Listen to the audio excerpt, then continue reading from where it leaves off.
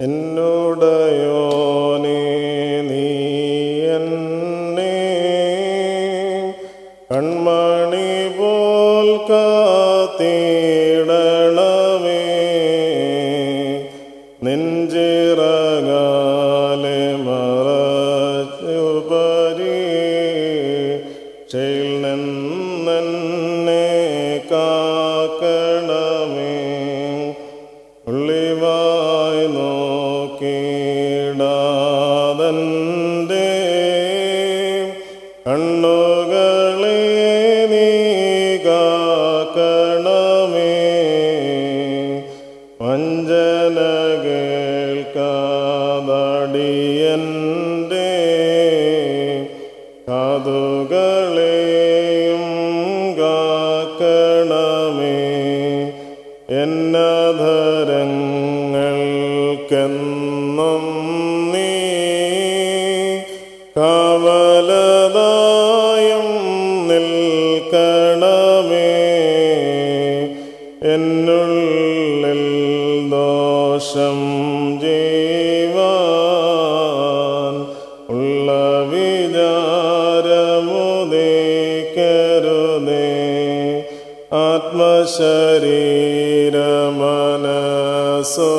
ആത്മശരീരമനസ്സുകളാം എന്നോട് തിരുമുൽ കാഴ്ചകൾ വിശ്വാസപ്രദനേ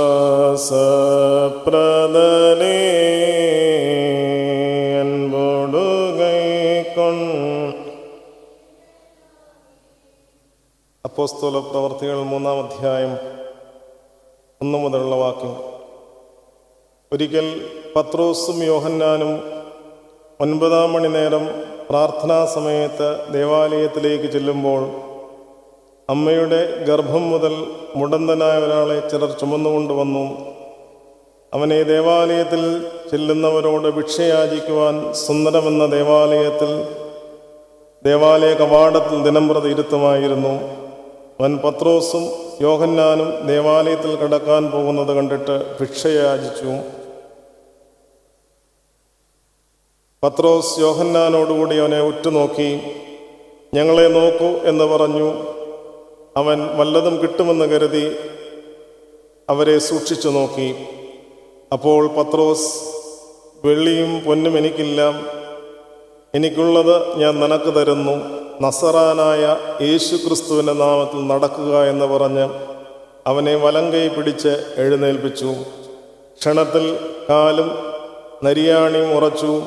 അവൻ കുതിച്ചെഴുന്നേറ്റ് നടന്നും തുള്ളിയും ദൈവത്തെ പുകഴ്ത്തിയും കൊണ്ട് അവരോടുകൂടെ ദേവാലയത്തിൽ കടന്നു. അവൻ നടക്കുന്നതും ദൈവത്തെ പുകഴ്ത്തുന്നതും ജനമെല്ലാം കണ്ടു. ഇവൻ സുന്ദരമെന്ന ദേവാലയ കവാടത്തിൽ ഭിക്ഷയാചിച്ചു കൊണ്ടിരുന്നവനെന്ന് അറിഞ്ഞ് അവന് സംഭവിച്ചതിനെക്കുറിച്ച് വിസ്മയവും പരിഭ്രമവും നിറഞ്ഞവരായി പറക്കുമോ. ദൈവസന്നിധിയിൽ നമുക്ക് നമ്മുടെ തലകളെ വണക്കി ഈ അനുഗ്രഹിക്കപ്പെട്ട വെള്ളിയാഴ്ച ദിവസം, പരിശുദ്ധ പെന്തക്കോസ്ത് പെരുന്നാളിന് ശേഷമുള്ള അനുഗ്രഹിക്കപ്പെട്ട വെള്ളിയാഴ്ച, സ്വർണ്ണ വെള്ളിയാഴ്ച എന്നറിയപ്പെടുന്ന ഈ ദിനം, വെള്ളിയാഴ്ചകൾ പ്രത്യേകമായി കർത്താവിൻ്റെ കുരിശുമരണത്തെ ധ്യാനിക്കുന്ന ദിനമാകുന്നുവല്ലോ. കഷ്ടതകളിൽ കൂടി ലോകത്തിന് ജീവൻ നൽകുവാൻ തക്കവണ്ണം അനേകർക്ക് വേണ്ടി യാഗമായി തീർന്ന നമ്മുടെ കർത്താവും രക്ഷകനുമായ യേശു ക്രിസ്തുവിൻ്റെ അനുഗ്രഹിക്കപ്പെട്ട കുരിശാരോഹണത്തെ സ്മരിക്കുമ്പോൾ ഓരോ കഷ്ടപ്പാടുകളും അതിനുശേഷമുള്ള ഉയർത്തെഴുന്നേൽപ്പ് പ്രദാനം ചെയ്യുമെന്നുള്ളതും, കഷ്ടതകൾ അതിൻ്റേതായ തലത്തിൽ യഥാർത്ഥമായ ആത്മീയ ശോഭയോടും ശക്തിയോടും കൂടി സ്വീകരിക്കുമ്പോൾ അത് പുനരുദ്ധാനത്തിലേക്ക് നയിക്കുമെന്നും, ആ പുനരുദ്ധാനം നമുക്ക് മാത്രമല്ല, നമുക്ക് മുൻപേ പോയവരും നമ്മളോടൊപ്പം ചേർന്ന് അവരുടെയും പുനരുദ്ധാനത്തിൽ പാതാളത്തിലേക്ക് ഇറങ്ങി അവരോടൊപ്പം നമ്മളോടുള്ള ഒപ്പമുള്ള എല്ലാവരുടെയും ഉയർപ്പിനും സുവിശേഷീകരണത്തിനും ഇതിനേക്കാളെല്ലാം ഉപരിയായിട്ട് പ്രകാശത്തോടുകൂടി വസിക്കുന്നതിനും ഇടയാക്കുമെന്ന് യേശുക്രിസ്തു തൻ്റെ ജീവിതാനുഭവത്തിൽ കൂടി മനുഷ്യനായി ജനിച്ച ദൈവം, മനുഷ്യനായി ഭൂമിയിലേക്ക് അവതരിച്ച ദൈവം നമ്മളെ വളരെ കൃത്യതയോടുകൂടി ഓർമ്മിപ്പിക്കുന്നു. ആ വലിയ ഓർമ്മയുടെ തുടർച്ചയായി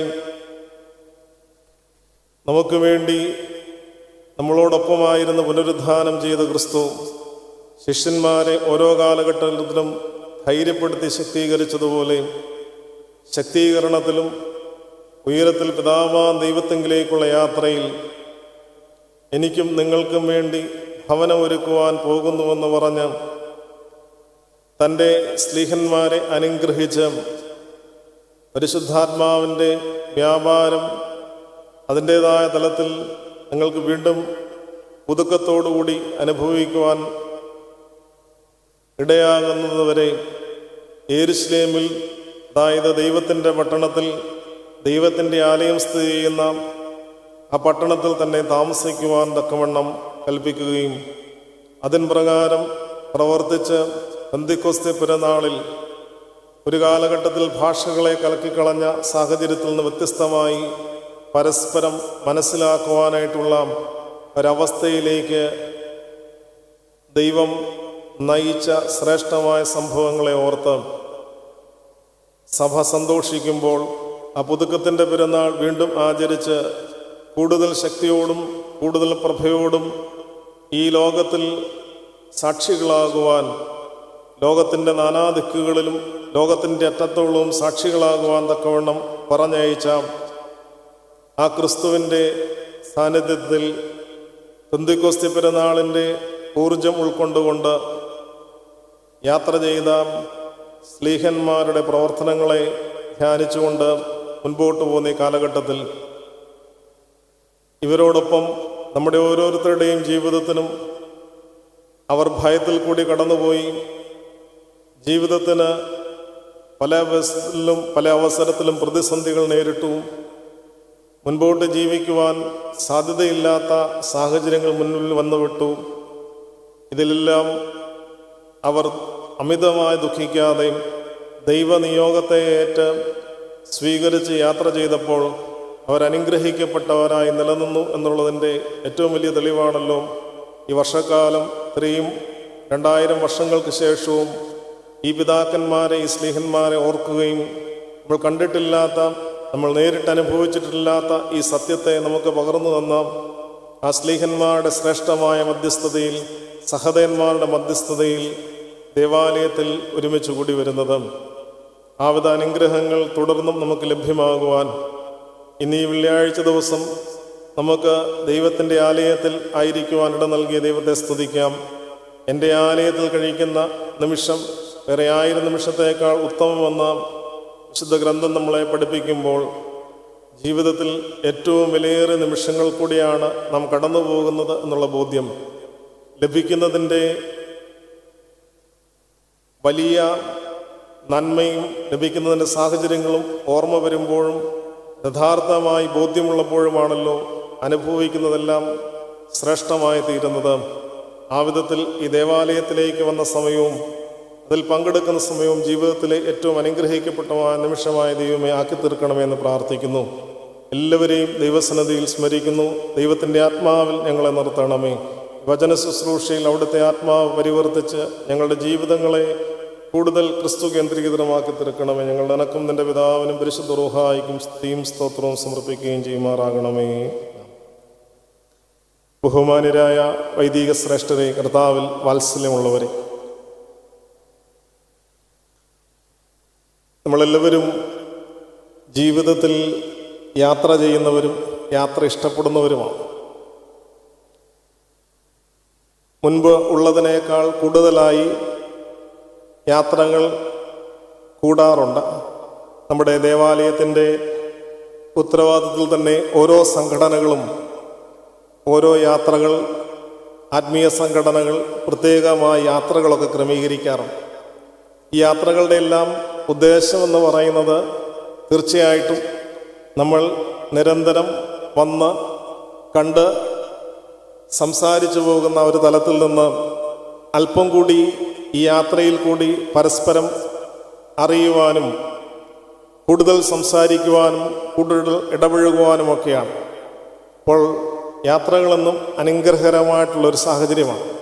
എന്നാൽ വളരെ ഓർഗനൈസ്ഡായിട്ട് നമ്മൾ വളരെ ക്രമീകരിച്ചു പോകുന്ന യാത്രകൾക്ക് പെട്ടെന്ന് ഭയമുണ്ടാവാറില്ല. കാരണം ആരെങ്കിലുമൊക്കെ ഉത്തരവാദിത്വം ഏറ്റെടുത്തിട്ടുണ്ട്.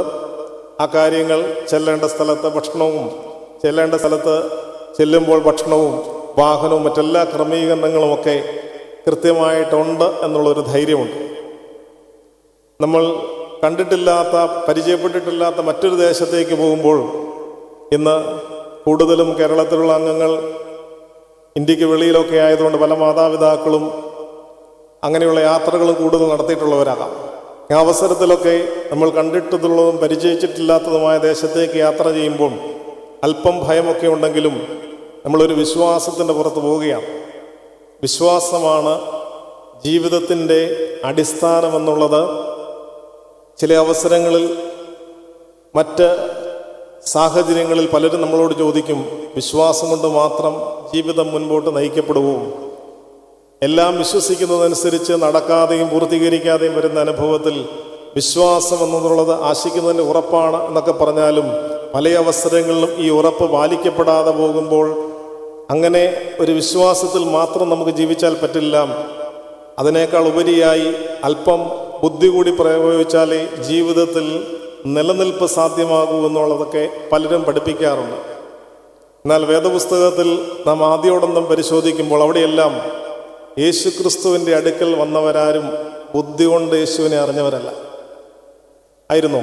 അവരാരും ബുദ്ധി കൊണ്ട് അറിഞ്ഞവരല്ല. അവരെല്ലാവരും വിശ്വാസത്തിൽ ഇവനെ രക്ഷിക്കുവാൻ തക്കവണ്ണം ശക്തനാണ്, നസറായന യേശുവിനെ കുറിച്ച് കേട്ടിട്ട് ഇവൻ എൻ്റെ രോഗത്തെ പോക്കുവാൻ ശക്തനാണ്, എൻ്റെ മകളുടെ രോഗത്തെ പോക്കുവാൻ ശക്തനാണ്, എൻ്റെ കണ്ണിന് കാഴ്ച നൽകുവാൻ ശക്തനാണ്. കേട്ടവനെക്കുറിച്ചുള്ള ഒരു വിശ്വാസം, കേൾവിയാൽ മനസ്സിലുണ്ടായൊരു വിശ്വാസമാണ് അവരെല്ലാവരെയും ദൈവസന്നിധിയിലേക്ക് ആകർഷിച്ചത്. അതുകൊണ്ട് തന്നെ നിങ്ങളെല്ലാവരും ഈ ദേവാലയത്തിൽ വരുന്നതും ഒരു വിശ്വാസത്തിൻ്റെ പുറത്താണ്. നിങ്ങൾക്ക് ചെല്ലുന്നവരെ നമ്മൾ കടയിലേക്ക് ഒരു സാധനം മേടിക്കുവാൻ ചെല്ലുമ്പോൾ ചോദിക്കുന്ന കാര്യം ലഭ്യമാകുന്നത് പോലെ ഏത് കടയിൽ കയറിയാൽ എന്ത് ലഭ്യമാകുമെന്ന് നമുക്കറിയാം. അതനുസരിച്ച് നമ്മൾ ചോദിക്കും. അവിടെ കടക്കാരൻ നമുക്ക് നൽകാറുണ്ട്, അല്ലെങ്കിൽ അടുത്ത കടയിൽ പോയി വാങ്ങിക്കാറുണ്ട്. ആയതുപോലെ ഒരു സാഹചര്യമല്ല നമുക്ക് ദേവാലയത്തിൽ. നമ്മുടെ മനസ്സിൽ തോന്നുന്ന തോന്നലുകളും സാഹചര്യങ്ങളും പ്രതിസന്ധികളും വ്യത്യസ്തമായിട്ട് ഇവിടെ ഇരിക്കുന്ന എല്ലാവരുടെയും മനോഭാവങ്ങൾ പലതാകാം. പല കാര്യങ്ങളായിരിക്കാം നിങ്ങളുടെ എല്ലാം മനസ്സിൽ കൂടി പോകുന്നത്. അവിടെ ആ യാത്രയിൽ ദൈവം ഇടപെട്ട് നമ്മളെ സഹായിക്കുവാൻ തക്കവണ്ണം താല്പര്യപ്പെട്ടുകൊണ്ട് നമ്മളെല്ലാം ദേവാലയത്തിലേക്ക് വരികയാണ്. ഇത് വിശ്വാസത്തിൻ്റെ മാത്രം അടിസ്ഥാനത്തിലാണ് നമ്മുടെ യാത്ര എന്ന് പറയുന്നത്. കാരണം ഈ വിശ്വാസത്തിൽ മാത്രമാണ് മനുഷ്യ സമൂഹം, വിശ്വാസം ഇല്ല എന്ന് പറയുന്ന ശാസ്ത്രത്തിൻ്റെ ഒരു വിഭാഗത്തിൽ നിൽക്കുന്നവർ വിശ്വാസം ഞങ്ങൾക്ക് ഇല്ല, ഞങ്ങൾ പ്രവർത്തിക്കുന്നതിൻ്റെ പ്രതിഫലമായി, ഞങ്ങളുടെ ആലോചനകളുടെ പ്രതിഫലമായിട്ടാണ് ലഭ്യമാകുന്നതെന്ന് പറയുമ്പോഴും അവരെ ഭരിക്കുന്നൊരു വിശ്വാസമുണ്ട്. ഇപ്രകാരമുള്ള കാര്യങ്ങളൊക്കെ ഞങ്ങൾ ചെയ്താൽ അത് അപ്രകാരം ചെല്ലുമെന്നുള്ളതൊരു വിശ്വാസമാണ് അല്ലേ. നമ്മൾ ഭാരതം റോക്കറ്റ് വിക്ഷേപിച്ച് നമുക്കെല്ലാവർക്കും ഈ മൊബൈൽ പോലുള്ള കാര്യങ്ങളൊക്കെ കൃത്യമായി കിട്ടുവാൻ തക്കവണ്ണം ചില കാര്യങ്ങളൊക്കെ ലഭ്യമായ സാറ്റലൈറ്റിൽ അതിൻ്റേതായിട്ടുള്ള ക്രമീകരണങ്ങളൊക്കെ ചെയ്തതാണ്. ഈ സാറ്റലൈറ്റ് മുകളിലോട്ട് ഉപഗ്രഹം മുകളിലേക്ക് വിക്ഷേപിക്കുമ്പോൾ വിക്ഷേപിക്കുന്നവൻ അദ്ദേഹത്തിൻ്റെ അറിവും പഠനവും എല്ലാം ചേർന്ന് ചില കാര്യങ്ങൾ ചെയ്യും. എന്നാൽ ഇത് കൃത്യമായി ലക്ഷ്യസ്ഥാനത്തേക്ക് എത്തുന്നത് എന്താണെന്ന് ചോദിച്ചാൽ അറിവിനേക്കാളും മറ്റെല്ലാ ബുദ്ധിയേക്കാളും ഏതോ ഒരു ശക്തിയാണ്. അപ്പോൾ അതുകൊണ്ട് തന്നെ ഈ വിശ്വാസം എന്ന് പറയുന്നത് ലോകത്തിൽ ആര് തള്ളിക്കളയുവാൻ ശ്രദ്ധിച്ചാലും ആരില്ലാതാക്കുവാൻ ശ്രമിച്ചാലും മനുഷ്യരെ എല്ലാവരെയും മുൻപോട്ട് നയിക്കുന്ന വിശ്വാസം മാത്രമാണ്. നമ്മുടെ പഠനത്തിൽ നമ്മൾ പഠിച്ച കാര്യങ്ങൾ കുട്ടികൾ എഴുതുവാൻ പോകുമ്പോൾ ഇത് എഴുതുവാൻ സാധിക്കുമെന്നുള്ളതും ഒരു വിശ്വാസമാണ്. പഠിക്കുമ്പോൾ പഠിച്ചാൽ ഇതെനിക്ക് എഴുതാൻ പറ്റുമെന്നുള്ളതൊരു വിശ്വാസം. അപ്പോൾ ലോകത്തിൻ്റെ നിലനിൽപ്പ് തന്നെ വിശ്വാസത്തിലായിരിക്കുമ്പോൾ യേശുക്രിസ്തു ഈ ഭൂമിയിലേക്ക് വന്നു, മരിച്ചിട്ട് ഉയർത്തെഴുന്നേറ്റു എന്നുള്ളതും അതിൽ വിശ്വസിക്കുവാൻ സാധിക്കുന്നതും ഒരനുഗ്രഹമാണ്. അതിനേക്കാൾ ഉപരിയായിട്ടുള്ളത് അത് വിശ്വാസമാണ്. ഇത് പൂർവികർ നമുക്ക് തലമുറകളായി പറഞ്ഞു തന്ന ഒരു സാഹചര്യമാണ്. നമ്മൾ വായിച്ച വേദഭാഗം ബഹുമാനപ്പെട്ട അച്ഛനോട് ഓർപ്പിച്ചതുപോലെ ഇന്നേ ദിവസം സ്വർണ്ണ വെള്ളിയാഴ്ച എന്നാണ് അറിയപ്പെടുന്നത്. ഈ വെള്ളിയാഴ്ചയുടെ പ്രത്യേകത നമ്മൾ ആചരിക്കുന്നത് യേശുക്രിസ്തു പറഞ്ഞതനുസരിച്ച് 10-ാം ദിവസം താൻ സ്വർഗാരോഹണത്തിനും ചെയ്തതിന് ശേഷം കർത്താവിൻ്റെ പരിശുദ്ധാത്മാവ് ലഭ്യമായി അതിനുശേഷം നടക്കുന്ന ആദ്യത്തെ ഒരത്ഭുതമാണ് ഇവിടെ വിവരിക്കുന്നത്. അതുവരെ ഉണ്ടായിരുന്ന സ്ലീഹന്മാരുടെ അവസ്ഥയിൽ നിന്ന് 2 പേര് പത്രോസും യോഹന്നാനും 9-ാം മണി നേരം പ്രാർത്ഥിക്കുവാനായിട്ട് ദേവാലയത്തിലേക്ക് ചെല്ലുമ്പോഴെന്നാണ് അവിടെ രേഖപ്പെടുത്തിയത്. പത്രോസും യോഹന്നാനും ആരാണെന്ന് നമുക്കറിയാം. തീർച്ചയായിട്ടും അവർ അപ്പോസ്തലന്മാരാണ്. കർത്താവിൻ്റെ രഹസ്യങ്ങളിൽ പങ്കാളികളായി തീരുവാൻ തക്കവണ്ണം 12 പേരെ ഒരുമിച്ചിരുത്തിയപ്പോൾ അവരിൽ ഉണ്ടായിരുന്ന 2 വ്യക്തികളാണ് കർത്താവിൻ്റെ മനുഷ്യാവതാരത്തിലെ ഏറ്റവും അനുഗ്രഹീതമായ കാര്യങ്ങൾക്ക് സാക്ഷികളായവരാണ്. ഉയർപ്പിനും അതിനേക്കാൾ എൻ്റെ അവസാനമായി നടന്ന സ്വർഗാരോഹണത്തിലും സാക്ഷികളായി തീർന്ന 2 പേരാണ്. ഈ 2 പേര് അവരുടെ വലിയൊരു ഉത്തരവാദിത്തത്തിലേക്ക് നടത്തുവാനായിട്ട് പോവുകയാണ്. ഇവിടെ പത്രോസും യോഹന്നാനും എന്ന് പറയുന്ന 2 പേര് കേവലം 2 വ്യക്തികളെ മാത്രമായിട്ടല്ല ആദ്യത്തെ അത്ഭുതത്തിൽ നമുക്ക് മനസ്സിലാക്കേണ്ടിയിരിക്കുന്നത്. കാരണം ശ്ലീഹ ഓർപ്പിക്കുന്നുണ്ട്, യേശുക്രിസ്തു മൂലക്കല്ലും അപ്പോസ്തലന്മാരും പ്രവാചകന്മാരും എന്ന അടിസ്ഥാനത്തിന്മേൽ പണിതിരിക്കുന്നതാണ് സഭ. സഭയുടെ സ്ഥാപകനാരാണ്? യേശുക്രിസ്തുവാണ്. എന്നാണ് സഭ സ്ഥാപിതമായത്?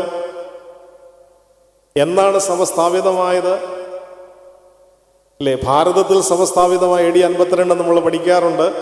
എന്നാൽ സഭയുടെ സ്ഥാപനം എന്ന് പറയും തീർച്ചയായിട്ടും അതിൻ്റെ ആരംഭം എന്ന് പറയുന്നത് ആദ്യത്തെ ഒരു വിശ്വാസത്തിൽ തന്നെയാണ്. ഏതായിരുന്നു? കന്യകയുടെ കർണത്താൽ അവനെ കൈക്കൊണ്ട് ഉദരേ പേറി. ഇപ്പം കന്യകയുടെ അടുക്കലേക്ക് ഗബ്രിയേൽ മാലാഖ വന്ന് വചനിച്ചത് മുതൽ സഭയുടെ ആരംഭം. ക്രിസ്തുവിൻ്റെ മനുഷ്യാവതാരമാണ് സഭ. ആ മനുഷ്യാവതാരത്തിൻ്റെ തുടർച്ചയാണ് സഭ എന്ന് പറയുന്നത്. അതുകൊണ്ട് അവിടെ മറിയാം സ്വീകരിച്ച ആ വലിയ അനുഗ്രഹീതമായ നിമിഷം അതും വിശ്വാസത്തിൽ സ്വീകരിക്കുകയാണ്. ഇത് അസാധ്യമായ കാര്യങ്ങൾ വിശ്വസിക്കുവാൻ തക്കവണ്ണം. അതുകൊണ്ടാണ് ഞാൻ പറഞ്ഞത്, ലോകത്തിൻ്റെ നിലനിൽപ്പ് വിശ്വാസത്തിലാണ്, സഭയുടെ നിലനിൽപ്പ് വിശ്വാസത്തിലാണ്. അതിൽ ഏറ്റവും അഗ്രഗണ്യയായി ആ വിശ്വാസം സ്വീകരിച്ചത് പരിശുദ്ധ കന്യകമറിയാമായതുകൊണ്ടാണ് വിശുദ്ധന്മാരിൽ വിശുദ്ധയെന്നും സഭ ഏറ്റവും ഉന്നതമായ സ്ഥാനം നൽകി പരിശുദ്ധ കന്യകമറിയാമിനെ ആദരിക്കുന്നത്. കാരണം ലോകത്തിൻ്റെ രക്ഷയ്ക്ക് കാരണമായി തീർന്ന യേശുക്രിസ്തുവിൻ്റെ ജനനത്തിന് കാരണമായി തീരുവാൻ തക്കവണ്ണം ഇടയാക്കിയ ആ പരിശുദ്ധ കന്യകമറിയാം ഈ വചനത്തെ ശ്രവിക്കുവാനും വിശ്വസിക്കുവാനും തക്കവണ്ണം ഇടയാകുന്നു. വിശ്വാസത്താൽ മാത്രം, വിശ്വാസത്തിൽ നിന്ന് തള്ളിക്കളഞ്ഞ അവസ്ഥയിലാണെങ്കിൽ ആ വിശ്വാസം സ്വീകരിക്കാതിരുന്നാൽ അതിൽ നിന്നുള്ള ഫലം ലഭ്യമാകില്ല. യേശുക്രിസ്തു ലോകത്തെല്ലാവർക്കുമായിട്ട് തൻ്റെ സുവിശേഷവും തൻ്റെ ശരീരരക്തങ്ങൾ എല്ലാവർക്കുമായിട്ട് ഭാഗിച്ചു നൽകി. ഇത് സ്വീകരിക്കണോ വേണ്ടയോ എന്നുള്ളത് ഓരോ വ്യക്തിയുടെയും, യേശുക്രിസ്തു മരിച്ചവരിൽ നിന്ന് ഉയർത്തെഴുന്നേറ്റു എന്ന് വിശ്വസിക്കണോ വേണ്ടോ എന്നുള്ളത് ലോകത്തിൽ ജനിച്ചിട്ടുള്ളവരുടെയും വ്യക്തിപരമായ അവകാശമാണ്. അത് നിർബന്ധത്താലല്ല, വ്യക്തിപരമായ അവകാശത്തിൽ അനേകർ ആ വലിയ ശുശ്രൂഷയിലേക്ക് കടന്നു വരുന്നവരാണ്. നമ്മുടെ പൂർവികന്മാർ ആ വിശ്വാസത്തിലേക്ക് കടന്നു വന്നു. നമ്മൾ കൈമാറിയ തലമുറകൾക്കും ആ സ്വാതന്ത്ര്യമുണ്ട്, ഇത് വിശ്വസിക്കണമോ വേണ്ടയോ എന്നുള്ളത്. ആ സ്വാതന്ത്ര്യത്തിൽ ഇപ്പം ലോകത്തിന് അല്ലെങ്കിൽ മനുഷ്യന് നൽകിയ ഏറ്റവും വലിയ അനുഗ്രഹമാണ് സ്വാതന്ത്ര്യം. ആണോ? അതുകൊണ്ടാണ് നമ്മൾ എന്തെല്ലാം സാഹചര്യങ്ങൾ കാണിച്ചിട്ടും നമ്മളൊക്കെ നിലനിൽക്കുന്നത്. എത്രയോ അവസരങ്ങളിൽ ദൈവത്തെ നിന്ദിക്കുന്നവരും ദൈവത്തെ തള്ളിപ്പറയുന്നവരുമൊക്കെ ഈ ലോകത്തിൽ ജീവിക്കുന്നത് നമ്മുടെ സ്വാതന്ത്ര്യം ദൈവം നമുക്ക് നൽകിയതാണ്. ആദ്യ മാതാപിതാക്കൾക്ക് നൽകിയതുപോലെ എന്ത് വിശ്വസിക്കാം, എന്ത് വേണമെങ്കിലും ചെയ്യാം, ഈ ദൈവത്തെ ഏറ്റുപറയാം. ഏറ്റുപറയുന്നവനൊരു പ്രത്യേകതയുണ്ട്, എൻ്റെ പിതാവാം ദൈവത്തിൻ്റെ സന്നിധിയിൽ ഞാൻ അവനെ ഏറ്റുപറയും. അല്ലേ? യേശുക്രിസ്തു പറഞ്ഞു. അപ്പോൾ ഏറ്റുപറയണമെന്നില്ല, ഏറ്റുപറയാതിരിക്കാം, എന്ത് വേണമെങ്കിലും ചെയ്യാനുള്ള സ്വാതന്ത്ര്യം നൽകിയിട്ടുണ്ട്. പക്ഷേ യേശുക്രിസ്തു പറഞ്ഞു, എന്നെ ഏറ്റുപറഞ്ഞാൽ ഞാൻ ചില കാര്യങ്ങൾ നിങ്ങൾക്ക് വേണ്ടി എൻ്റെ പിതാവിൻ്റെ സന്നിധിയിലേക്ക്, പിതാവിൻ്റെ സന്നിധിയിൽ ഞാൻ നിങ്ങളെ ഏറ്റുപറയും. അപ്പോൾ ഇവിടെ ഈ പത്രോസും യോഹന്നാനും എന്ന് പറയുന്ന 2 വ്യക്തിത്വങ്ങൾ അവർ പരിശുദ്ധ സഭയുടെ പ്രതീകമായിട്ട് അവിടെ നിൽക്കുകയാണ്. വിശ്വാസത്തിൽ മാതാവ് പരിശുദ്ധ കന്യകമറിയാം സ്വീകരിച്ച വിശ്വാസത്തെ ഏറ്റുപറയുവാൻ തക്കവണ്ണം ആ വിശ്വാസത്തിൻ്റെ ഭാഗമായി ഈ ഭൂമിയിലേക്ക് അവതരിച്ച യേശു ക്രിസ്തുവിൽ നിലനിൽക്കുവാൻ തക്കവണ്ണം ശ്രദ്ധിച്ച ഒരു കൂട്ടരുടെ പ്രതീകമാണ് പത്രോസും യോഹന്നാനും. അവരുടെ ആ വലിയൊരു ഉത്തരവാദിത്വം എന്ന് പറയുന്നത് അവർ 9 മണി നേരം പ്രാർത്ഥിക്കുവാനായിട്ട് പോയി. നമുക്കറിയാവുന്നതുപോലെ 7 നേരത്തെ യാമപ്രാർത്ഥന പൗരസ്ത്യ പാരമ്പര്യത്തിൽ അനുഷ്ഠിക്കുവാൻ തക്കവണ്ണം സഭ ക്രമീകരിച്ചിരിക്കുന്നതാണ്. ഇത് മുൻപ് യഹൂദന്മാരുടെ പാരമ്പര്യവുമായി ബന്ധപ്പെട്ട് ചേർന്ന് വരുന്നതാണെന്ന് നമുക്കറിയാം. ആ വിധത്തിൽ അവരെ സംബന്ധിച്ച് പ്രാർത്ഥന എന്ന് പറയുന്നത് തീർച്ചയായിട്ടും നിരന്തരം പ്രാർത്ഥിക്കുവിൻ എന്ന് ഓർമ്മിപ്പിക്കുമ്പോഴും അത് ഓരോ ജീവിതത്തിൻ്റെ ഓരോ ഘട്ടങ്ങളിലും ഓർപ്പിക്കുമ്പോൾ അതിനേക്കാളെല്ലാം ഉപരിയായിട്ട് നിരന്തരമുള്ള പ്രാർത്ഥനകളോടൊപ്പം തന്നെ ഇതിനേക്കാൾ ഉപരിയായി പ്രാർത്ഥനയ്ക്ക് ചില സമയവും ചില ക്രമീകരണങ്ങളുമുണ്ട്. അതുകൊണ്ട് തന്നെ ആയിരിക്കണമല്ലോ ഇവിടെ ഇപ്രകാരം പ്രാർത്ഥനയെ സംബന്ധിച്ച് രേഖപ്പെടുത്തിയിരിക്കുമ്പോൾ അവർ 9 മണിയുടെ ഓരോ നേരത്തിലും ദേവാലയത്തിലുണ്ടായിരുന്ന യാമപ്രാർത്ഥനയിൽ പങ്കാളിയായി തീരുവാൻ തക്കവണ്ണം, അല്ലെങ്കിൽ ആ സമയത്തെ പങ്കാളിയായി തീരുവാൻ തക്കവണ്ണമാണ് പോയതെന്നുള്ളത് വളരെ വ്യക്തമായിട്ട് ഇവിടെ പറയുന്നുണ്ട്. അവർ പ്രാർത്ഥിക്കാൻ ദേവാലയത്തിലേക്ക് പോയി എന്നുള്ളതിനേക്കാൾ ഉപരിയായി 9 മണി നേരത്തെ പ്രാർത്ഥിക്കുവാൻ, 9 മണി നേരം പ്രാർത്ഥനാ സമയത്ത് അല്ലെ, ആ സമയയുടെ നമ്മൾ പ്രഭാത പ്രാർത്ഥനയ്ക്ക് പോയി സന്ധ്യാ നമസ്കാരത്തിന് പറയുന്നു പറഞ്ഞ പോലെ 3-ാം അധ്യായം 1-ാമത്തെ വാക്യത്തിൽ അവിടെ വളരെ കൃത്യതയോടുകൂടി ഓർപ്പിക്കുന്നുണ്ട്. അതുപോലെ തന്നെ അപ്പോസ്തല പ്രവൃത്തികൾ 10-ാം അധ്യായം 9-ാമത്തെ വാക്യത്തിലും വളരെ കൃത്യതയോടുകൂടി നമുക്ക് മനസ്സിലാക്കുവാനായിട്ട് കഴിയുന്നുണ്ട്. അവിടെ പത്രോസും പ്രാർത്ഥിക്കുവാൻ തക്കവണ്ണം പോകുന്നതായി കാണുന്നുണ്ട്.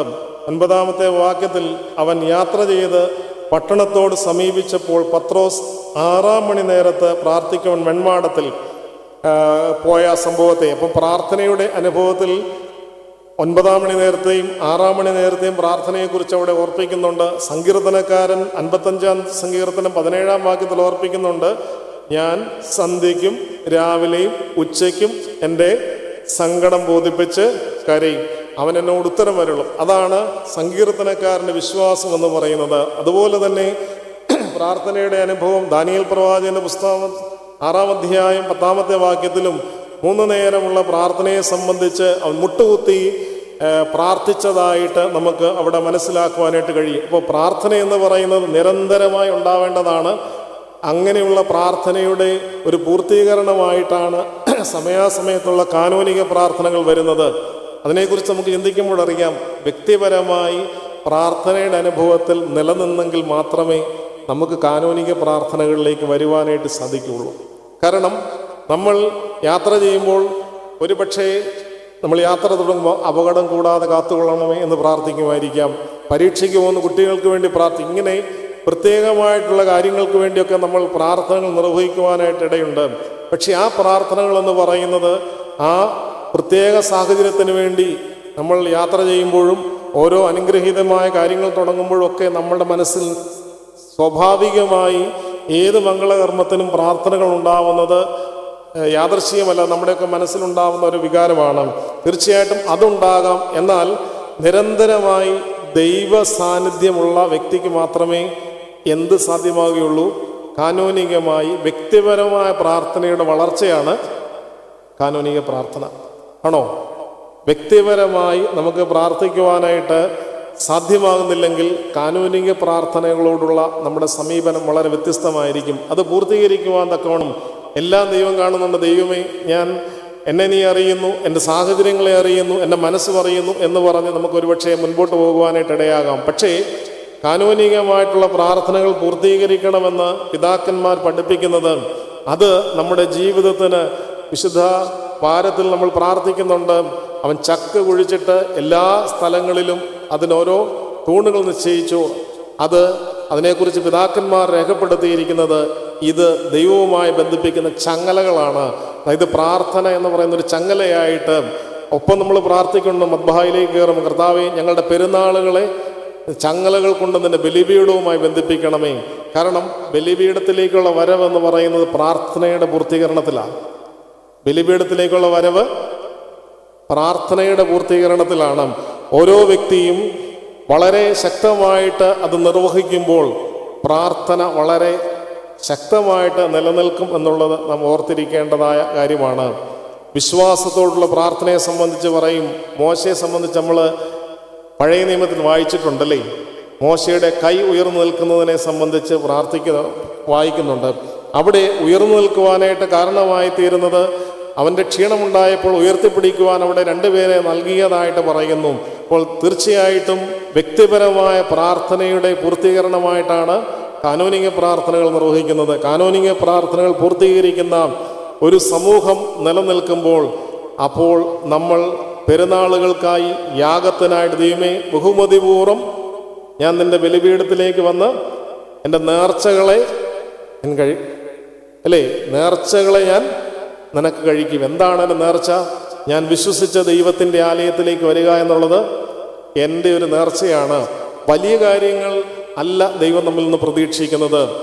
കുഷ്ഠരോഗം വന്ന വ്യക്തിയോട് പറഞ്ഞു ഇന്ന സ്ഥലത്തൊന്ന് പോകാൻ. ഒരു ബാല്യക്കാരത്തെ പറഞ്ഞപ്പോൾ അവൻ പറഞ്ഞു, പ്രവാചകന്റെ അടുക്കൽ വന്ന് ഈ കാര്യങ്ങളൊക്കെ അറിയിച്ചപ്പോൾ ഇതിനേക്കാൾ വലുതായിട്ടുള്ള സാഹചര്യങ്ങളും ഇതിനേക്കാൾ വലുതായിട്ടുള്ള ഔഷധ ഗുണമുള്ള സാഹചര്യങ്ങളൊക്കെ എൻ്റെ സ്ഥലത്തുണ്ട്. എന്നാൽ പറയുകയാണ്, നീ ഇതൊന്ന് ചെയ്തു നോക്കുക. ചെറിയ കാര്യങ്ങൾ ചെയ്താൽ വലുത് പ്രതീക്ഷിച്ച് ലോകത്തിൽ വലുത് സ്വീകരിക്കുവാൻ തക്കവണ്ണം വലിയ കാര്യങ്ങൾക്ക് വേണ്ടി നമ്മൾ നിൽക്കുമ്പോൾ ദൈവം പറഞ്ഞത് ചെറിയ ചെറിയ കാര്യങ്ങൾ ചെയ്യുവാൻ തക്കവണ്ണം നീ എന്നിലൊന്ന് വിശ്വസിക്കുക. ഞാൻ പറഞ്ഞ ചെറുതായ കാര്യങ്ങൾ സങ്കീർത്തനക്കാരൻ ബഹുമതിപൂർവ്വം ഭവനത്തിലേക്ക് നിന്റെ ആലയത്തിലേക്ക് വന്ന് എൻ്റെ നേർച്ചകളെ ഞാൻ നിനക്ക് കഴിക്കും. ബഹുമതിപൂർവമാണോ എന്നുള്ളത് നമ്മളൊക്കെ ഓരോരുത്തരും ശ്രദ്ധിക്കേണ്ടതാണ്. അറിഞ്ഞും അറിയാതെയും ദേവാലയത്തിലേക്കുള്ള നമ്മുടെ പ്രവേശനം ബഹുമതിയുടെ അതിരുകൾ കടക്കുമ്പോഴാണ് ദേവാലയം അതിൻ്റെതായ തലത്തിൽ നിന്ന് പല അവസരങ്ങളിലും മാറ്റപ്പെട്ടു പോകുന്നത്. അത് മറ്റുള്ളവരെ കുറ്റപ്പെടുത്താനുള്ളതല്ല. നമ്മുടെ മനോവ്യാപാരങ്ങൾ നമ്മൾ പ്രവേശിക്കുമ്പോൾ ദൈവത്തിൻ്റെ സന്നിധിയിലുള്ള വ്യാപാരം എന്തെന്നുള്ളത് എനിക്കും നിങ്ങൾക്കും വളരെ വ്യക്തമായിട്ടറിയാം. അതുകൊണ്ടാണ് പ്രാർത്ഥിക്കുവാൻ പോയ വ്യക്തികൾ ചിലർ പ്രാർത്ഥിച്ചു, ദൈവമേ ഇവനെ പോലെയല്ല, ഞാൻ നിരന്തരമായി ദേവാലയത്തിൽ വരുന്നു, മറ്റെല്ലാ കാര്യങ്ങളും കൊടുക്കുന്നു, നിന്റെ സന്നിധിയിൽ അനുഗ്രഹീതമായി ജീവിക്കുന്നവനാണ് അവൻ. പ്രാർത്ഥനയേക്കാൾ ഉപരിയായിട്ട് ചിന്തിച്ച ആരെക്കുറിച്ചായിരുന്നു? ഒപ്പം വന്നവൻ്റെ അവസ്ഥയെക്കുറിച്ചാണ്. ഇവനെ ദൈവം അനുഗ്രഹിക്കുന്നതിനെക്കുറിച്ച്, ഇവൻ എന്തിനാണ് ഇവിടെ വന്നിരിക്കുന്നത്, അതിനേക്കാൾ ഉപരിയായി ഞാൻ ഈ കാര്യങ്ങളെല്ലാം ക്രമീകൃതമായി ചെയ്യുന്നവനാണല്ലോ എന്നവിടെ ചിന്തിക്കുന്നുണ്ട്. യേശുക്രിസ്തു തന്നെ പറഞ്ഞ സംഭവമാണല്ലോ. അപ്പോൾ നമ്മൾ ചിന്തിച്ചു വരുന്നതിലേക്ക് തിരികെ വന്നാൽ പത്രോസും യോഹന്നാനും എന്ന് പറയുന്നത് ഈ സഭയുടെ പ്രതീകമായി അവർ നിൽക്കുകയാണ്. അവർ ദൈവസന്നിധിയിൽ വിവിധമായിട്ടുള്ള ദൈവീകമായ ദൗത്യം നിലനിർത്തുവാൻ തക്കവണ്ണം കാലാകാലങ്ങളിൽ തങ്ങളുടെ ദൗത്യം നിർവഹിക്കുന്ന അവരുടെ പൂർവികരെ പോലെ പ്രാർത്ഥനയുടെ സമയത്തിന് പ്രാധാന്യം കൊടുത്ത് അതിനെ പൂർത്തീകരിക്കുന്നു എന്നുള്ളതാണ്. ഇപ്പോൾ ക്രിസ്തു മൂലക്കല്ലായിരിക്കെ അപ്പോസ്തലന്മാരും പ്രവാചകന്മാരും എന്ന അടിസ്ഥാനത്തിൽ പണിതിരിക്കുന്ന സഭയുടെ പ്രതീകമായി, കാരണം ക്രിസ്തുവിനെ കണ്ടവരും ക്രിസ്തുവിനെ തൊട്ടവരും ക്രിസ്തു നേരിട്ട് തൻ്റെ ശരീരരക്തങ്ങൾ അപ്പവീഞ്ഞങ്ങളുടെ രൂപത്തിൽ ശരീരരക്തങ്ങൾ ഭാഗിച്ചു കൊടുത്തത് സ്വീകരിക്കുവാനും ഭാഗ്യം ലഭിച്ചവരാണ്. അവർ സഭയുടെ അടിസ്ഥാനമെന്ന് ഇവിടെ രേഖപ്പെടുന്നുണ്ടല്ലേ. അതുകൊണ്ടാണ് പൗലോസ് അപ്പോസ്തലൻ അത് വളരെ കൃത്യമായിട്ട് ഉറപ്പിച്ചത്. ക്രിസ്തു ഇല്ലെങ്കിൽ, മൂലക്കല്ലില്ലെങ്കിൽ കെട്ടിടം നിലനിൽക്കില്ല. ക്രിസ്തു മൂലക്കല്ലായിരിക്കെ അപ്പോസ്തലന്മാരും പ്രവാചകന്മാരും എന്ന അടിസ്ഥാനത്തിൽ പണിതിരിക്കുന്നു. അതിൻ്റെ ഭാഗമായി ദൈവസന്നിധിയിലേക്കുള്ള ഒരുമിച്ചുള്ള യാത്രയാണ്. ഞാൻ ആദ്യമേ ഓർപ്പിച്ചു, പരസ്പരം മനസ്സിലാകാനായിട്ടുള്ളതാണ് യാത്രകളെന്ന് പറഞ്ഞു. ഇവർക്ക് ഒരുമിച്ച് യാത്ര ചെയ്യുവാൻ തക്കവണ്ണം ഇവർ ഒരുമിച്ചാണ് യാത്ര ചെയ്യുന്നത് എന്നുള്ളത്, സഞ്ചരിച്ചു എന്നുള്ളത് മാത്രമല്ല അടയാളം. മുൻപോട്ട് വായിക്കുമ്പോൾ വളരെ കൃത്യമായിട്ട് ഓർമ്മിക്കുന്നുണ്ട്. ഒരുവൻ ഭിക്ഷയാചിച്ചപ്പോൾ അവരുടെ സംസാരം തന്നെ വ്യക്തമാണ്. നമ്മൾ ഇത്രയും ജനം യാത്ര ചെയ്യുമ്പോൾ നമ്മൾ ഒരുമിച്ചാണോ എന്നുള്ളത് വെളിവാകുന്നത് എന്തെങ്കിലും കാര്യത്തിനായി പ്രത്യേകമായി ഒരു സംഭവം ഉണ്ടാകുമ്പോൾ അതിനോടുള്ള നമ്മുടെ പ്രതികരണമാണ്. സഹദയന്മാരിൽ ആദ്യകാലഘട്ടത്തിലുള്ള സഹദായന്മാർ കുറിയാക്കോസ് സഹദായെക്കുറിച്ച് നമ്മൾ വായിച്ചു കേട്ടിട്ടുള്ളതാണ്. കുറിയാക്കോസ് സഹദായുടെ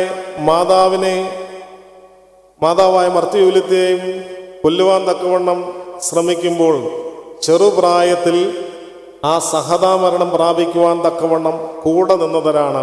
ആ മാതാവും ആ പൈതലും ഒരുമിച്ചായിരുന്നു യാത്ര ചെയ്ത് എന്ന് പറഞ്ഞാൽ സ്വാഭാവികമായും കൊച്ചുകുട്ടി അമ്മയുടെ കൂട്ടത്തിലാണല്ലോ എന്നും സഞ്ചരിക്കുന്നത്.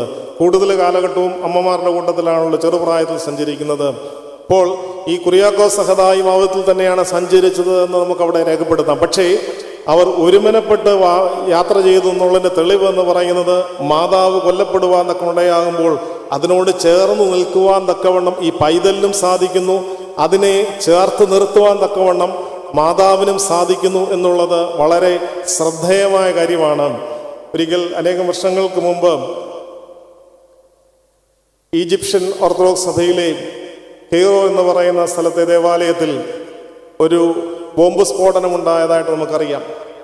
അവിടെ ഉണ്ടായ സംഭവം എന്ന് പറയുന്നത് ഓശാന പെരുന്നാളിന് അനുബന്ധിച്ച അതേ ദിവസത്തിൽ ആരാധനയ്ക്ക് വന്നപ്പോൾ അവിടെ ബോംബ് ആ ദേവാലയത്തിൽ ആരോ വെച്ചിരുന്നതനുസരിച്ച് അവിടെ സ്ഫോടനമുണ്ടായി അനേകര് കർത്തൃസന്നിധിയിലേക്ക് ചേർക്കപ്പെട്ട സംഭവമാണ്.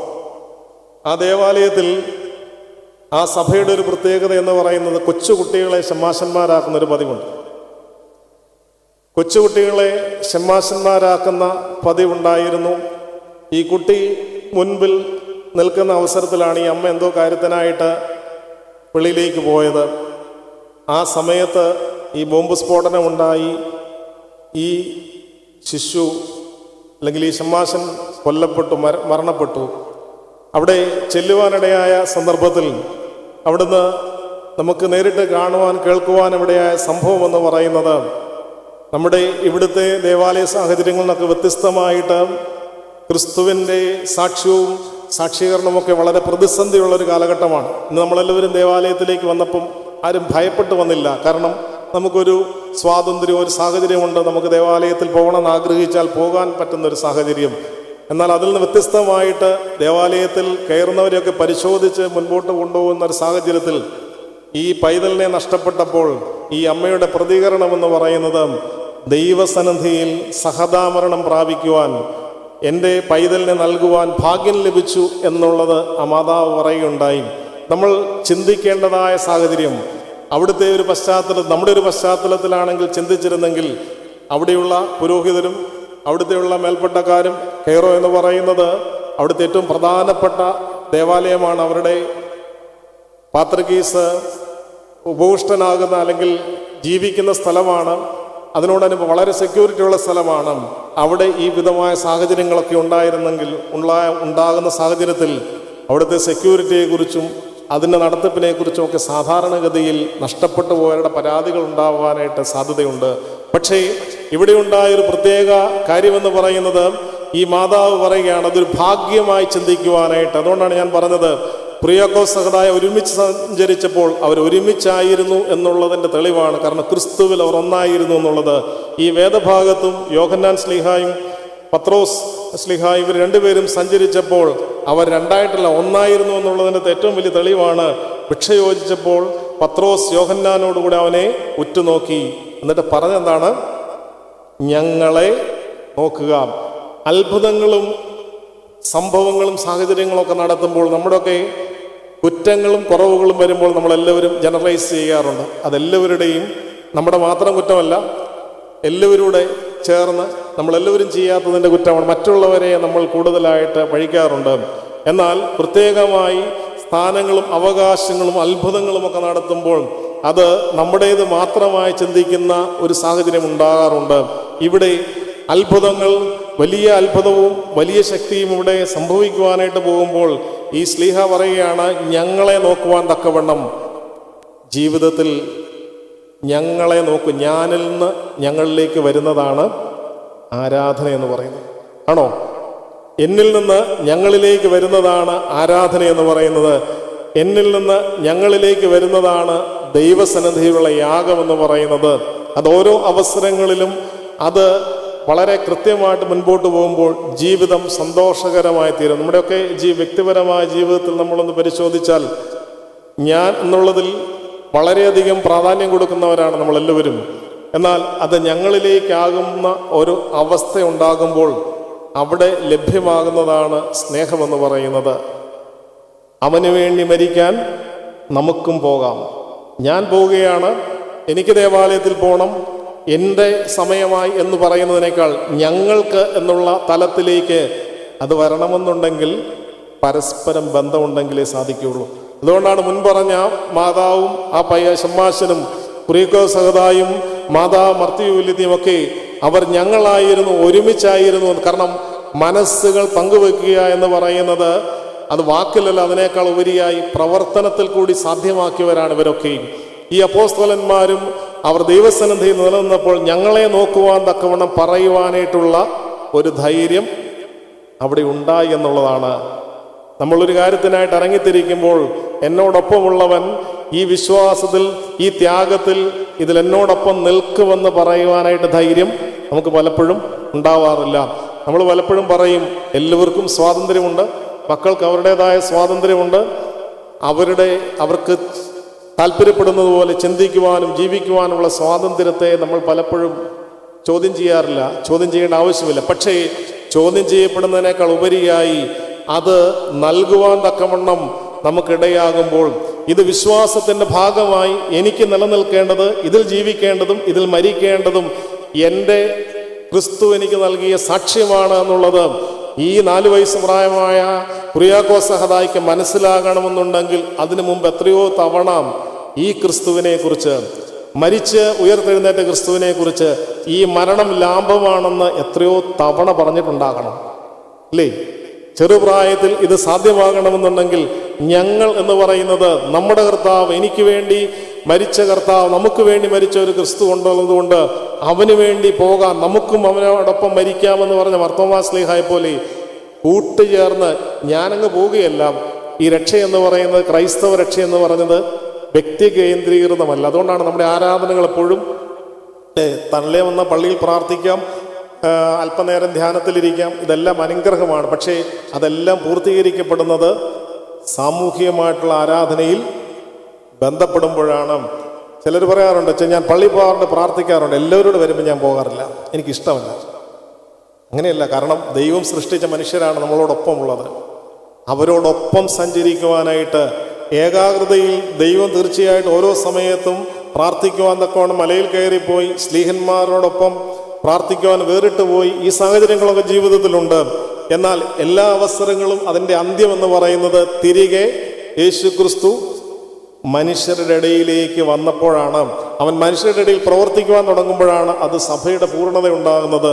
അതുകൊണ്ട് ദേവാലയത്തിൽ നിന്നും ആരാധനാലയത്തിൽ നിന്നും ഒക്കെ നമുക്ക് ലഭ്യമാകുന്ന ഓരോ അനുഗ്രഹങ്ങളുടെയും അപ്പുറമായിട്ട് ഇതുമായി ഈ പള്ളിയുടെ പരിസരത്ത് മാത്രം നിൽക്കേണ്ടവരല്ല. ഇവിടെ നിന്ന് കിട്ടുന്ന കൃപയും ചൈതന്യവും എനിക്ക് വേണ്ടി പങ്കുവയ്ക്കുവാനായിട്ടും എന്നോടൊപ്പമുള്ളവർക്ക് മാത്രമുള്ളതല്ല. ഇത് സർവ്വജനത്തിനും ഉണ്ടാകുവാനുള്ള മഹാസന്തോഷം ഞാനിന്ന് നിങ്ങളോട് അറിയിക്കുന്നു. ക്രിസ്തു എന്ന രക്ഷിതാവ് ദാവീദിന്റെ പട്ടണത്താൽ നിങ്ങൾക്കായി ജനിച്ചിരിക്കുന്നു എന്നുള്ളതാണ് സുവിശേഷം. അതാണ് മരിച്ചവരിൽ ഉയർത്തെഴുന്നേറ്റ ക്രിസ്തുവിനെ കുറിച്ച് പറയുന്നതിന് മുമ്പ് അതിൻ്റെ ആരംഭം അവിടെ കാണുന്നുണ്ട്. ഈ ജനനം എന്ന് പറയുന്നത് സർവ്വജനത്തിനുമുള്ളതാണ്. ഇതാരുടെയും സ്വകാര്യ സ്വത്തല്ല. ക്രിസ്തുവിൽ വിശ്വസിക്കുവാൻ തക്കവണ്ണം സാധ്യമാകുന്നത് വളരെ അനുഗ്രഹമായി നമുക്ക് ചിന്തിക്കുവാനായിട്ട് കഴിയുന്നില്ല. യാത്രയിൽ പല അവസരങ്ങളിലും കണ്ടെത്തിയിട്ടുള്ള അനേകം വ്യക്തികൾ, കേരളത്തിൻ്റെ പള്ളിയിൽ 10-26 വർഷമായിട്ട് പ്രവർത്തിക്കുന്നത് കൊണ്ട് ഞാൻ കണ്ടിട്ടുള്ള പല വ്യക്തികളെയും നമ്മൾ കണ്ട തലത്തിൽ നമ്മളൊക്കെയും ക്രിസ്തുവിനെ പരമ്പരാഗതമായി 2000 വർഷത്തെ ചരിത്രവും ആരംഭവും ഒക്കെ പറഞ്ഞ് അതിൽ പുളകം കൊണ്ട് ജീവിക്കുന്നവർ നമ്മളെക്കാൾ ഉപരിയായി ക്രിസ്തുവിലുള്ള വിശ്വാസവും അവരുടെ ജീവിതത്തിൻ്റെ ചില സാഹചര്യങ്ങളെക്കുറിച്ചുള്ള അവരുടെ സാക്ഷ്യവും കേൾക്കുമ്പം നമ്മളതിലൊക്കെ എത്രയോ അകലെയാണെന്ന് തോന്നാറുണ്ട്. അപ്പോഴും നമ്മൾ പറയും അവർ പുതുതായി ക്രിസ്തുവിനെ കിട്ടിയത്. നമ്മൾ പരമ്പരാഗത ഒരു കാര്യം വെറുതെ ലഭിക്കുമ്പോൾ നമുക്കതിനുള്ളൂ താല്പര്യമുണ്ടാവില്ല. കാരണം അതിൻ്റെ പ്രാധാന്യം നമുക്ക് മനസ്സിലാവില്ല. ഇന്ത്യക്ക് വെളിയിലുമൊക്കെയുള്ള വ്യക്തികൾ ഇവിടെ നാട്ടിൽ നിന്ന് പോയവരോട് ചോദിച്ചാൽ അറിയാം, ഒരു ദേവാലയത്തിൽ ഒരാരാധനയിൽ, കേരളത്തിന് വെളിയിൽ ആരാധനയിൽ പങ്കെടുക്കുവാൻ തക്കണം അവർ യാത്ര ചെയ്യുന്നതിൻ്റെ കണക്ക് ചോദിച്ചാൽ നമ്മളൊക്കെ ഞെട്ടിപ്പോവും അല്ലേ? നമുക്ക് ലഭ്യമാകുന്ന കൃപകൾക്കും സാഹചര്യങ്ങൾക്കും ഒക്കെ വ്യത്യസ്തമായിട്ടാണ്. അപ്പോൾ മറ്റൊരു സാഹചര്യത്തിൽ ചെല്ലുമ്പോഴാണ് നമുക്ക് മനസ്സിലാകുന്നത്, ചില കാര്യങ്ങൾ നമ്മിൽ നിന്ന് അകന്നു പോകുമ്പോഴാണ് അതിൻ്റെ വില നമുക്ക് മനസ്സിലാവുന്നത്. ഇല്ലാതായി തീരുമ്പോഴാണ് അതിൻ്റെ വില നമുക്ക് മനസ്സിലാകുന്നത്. പണ്ട് കോളേജിൽ പഠിച്ചൊരു കാലഘട്ടത്തിൽ എംജിയോസിസത്തിലൊക്കെ വരാനായിട്ട് ഒരു വ്യക്തി കൂടെ പഠിച്ച ഒരുവനോട് പറയുമ്പം വലിയ താല്പര്യമൊന്നുമില്ല. അവൻ പറയും, നീ പോക്കോ, ഞാൻ വരുന്നില്ല എന്ന് പറയും. കുറച്ച് വർഷങ്ങൾക്ക് ശേഷം ഞാൻ കണ്ടുമുട്ടിയപ്പോൾ വിദേശത്തെ രാജ്യത്തിൽ പ്രാർത്ഥിക്കാൻ തക്കവണ്ണം വളരെ താല്പര്യത്തോടെ ദേവാലയത്തിൽ പോവുകയാണ്. ഞാൻ പറഞ്ഞു, എന്തു പറ്റി? പണ്ട് കോളേജിൽ പഠിച്ചപ്പോൾ കാണാറില്ലല്ലോ. പക്ഷേ പണ്ടത്തെ പോലല്ല ഇപ്പം. ഇവിടെ ജോലി അടുത്ത മണിക്കൂറിൽ ഉണ്ടാകുമെന്ന് ഉറപ്പൊന്നുമില്ല.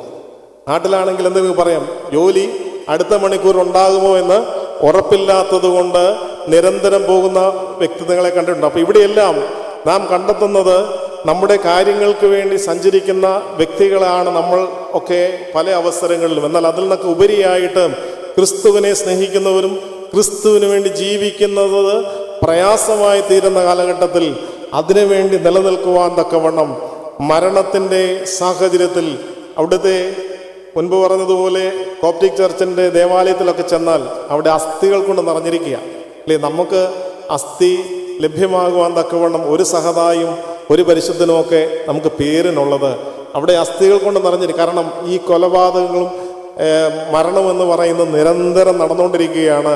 അനേകർ ദൈവത്തിൻ്റെ നാമത്തിൽ മരണത്തിനോടടുക്കുമ്പോൾ സ്വാതന്ത്ര്യമില്ലാത്ത സ്ഥലത്ത് ദൈവത്തെ സാക്ഷിക്കുന്ന സാഹചര്യം. ഇവിടെ ഈ അപ്പോസ്തലന്മാരും ഈ ദേവാലയത്തിലേക്കുള്ള യാത്ര അവർക്ക് അനുഗ്രഹമല്ല.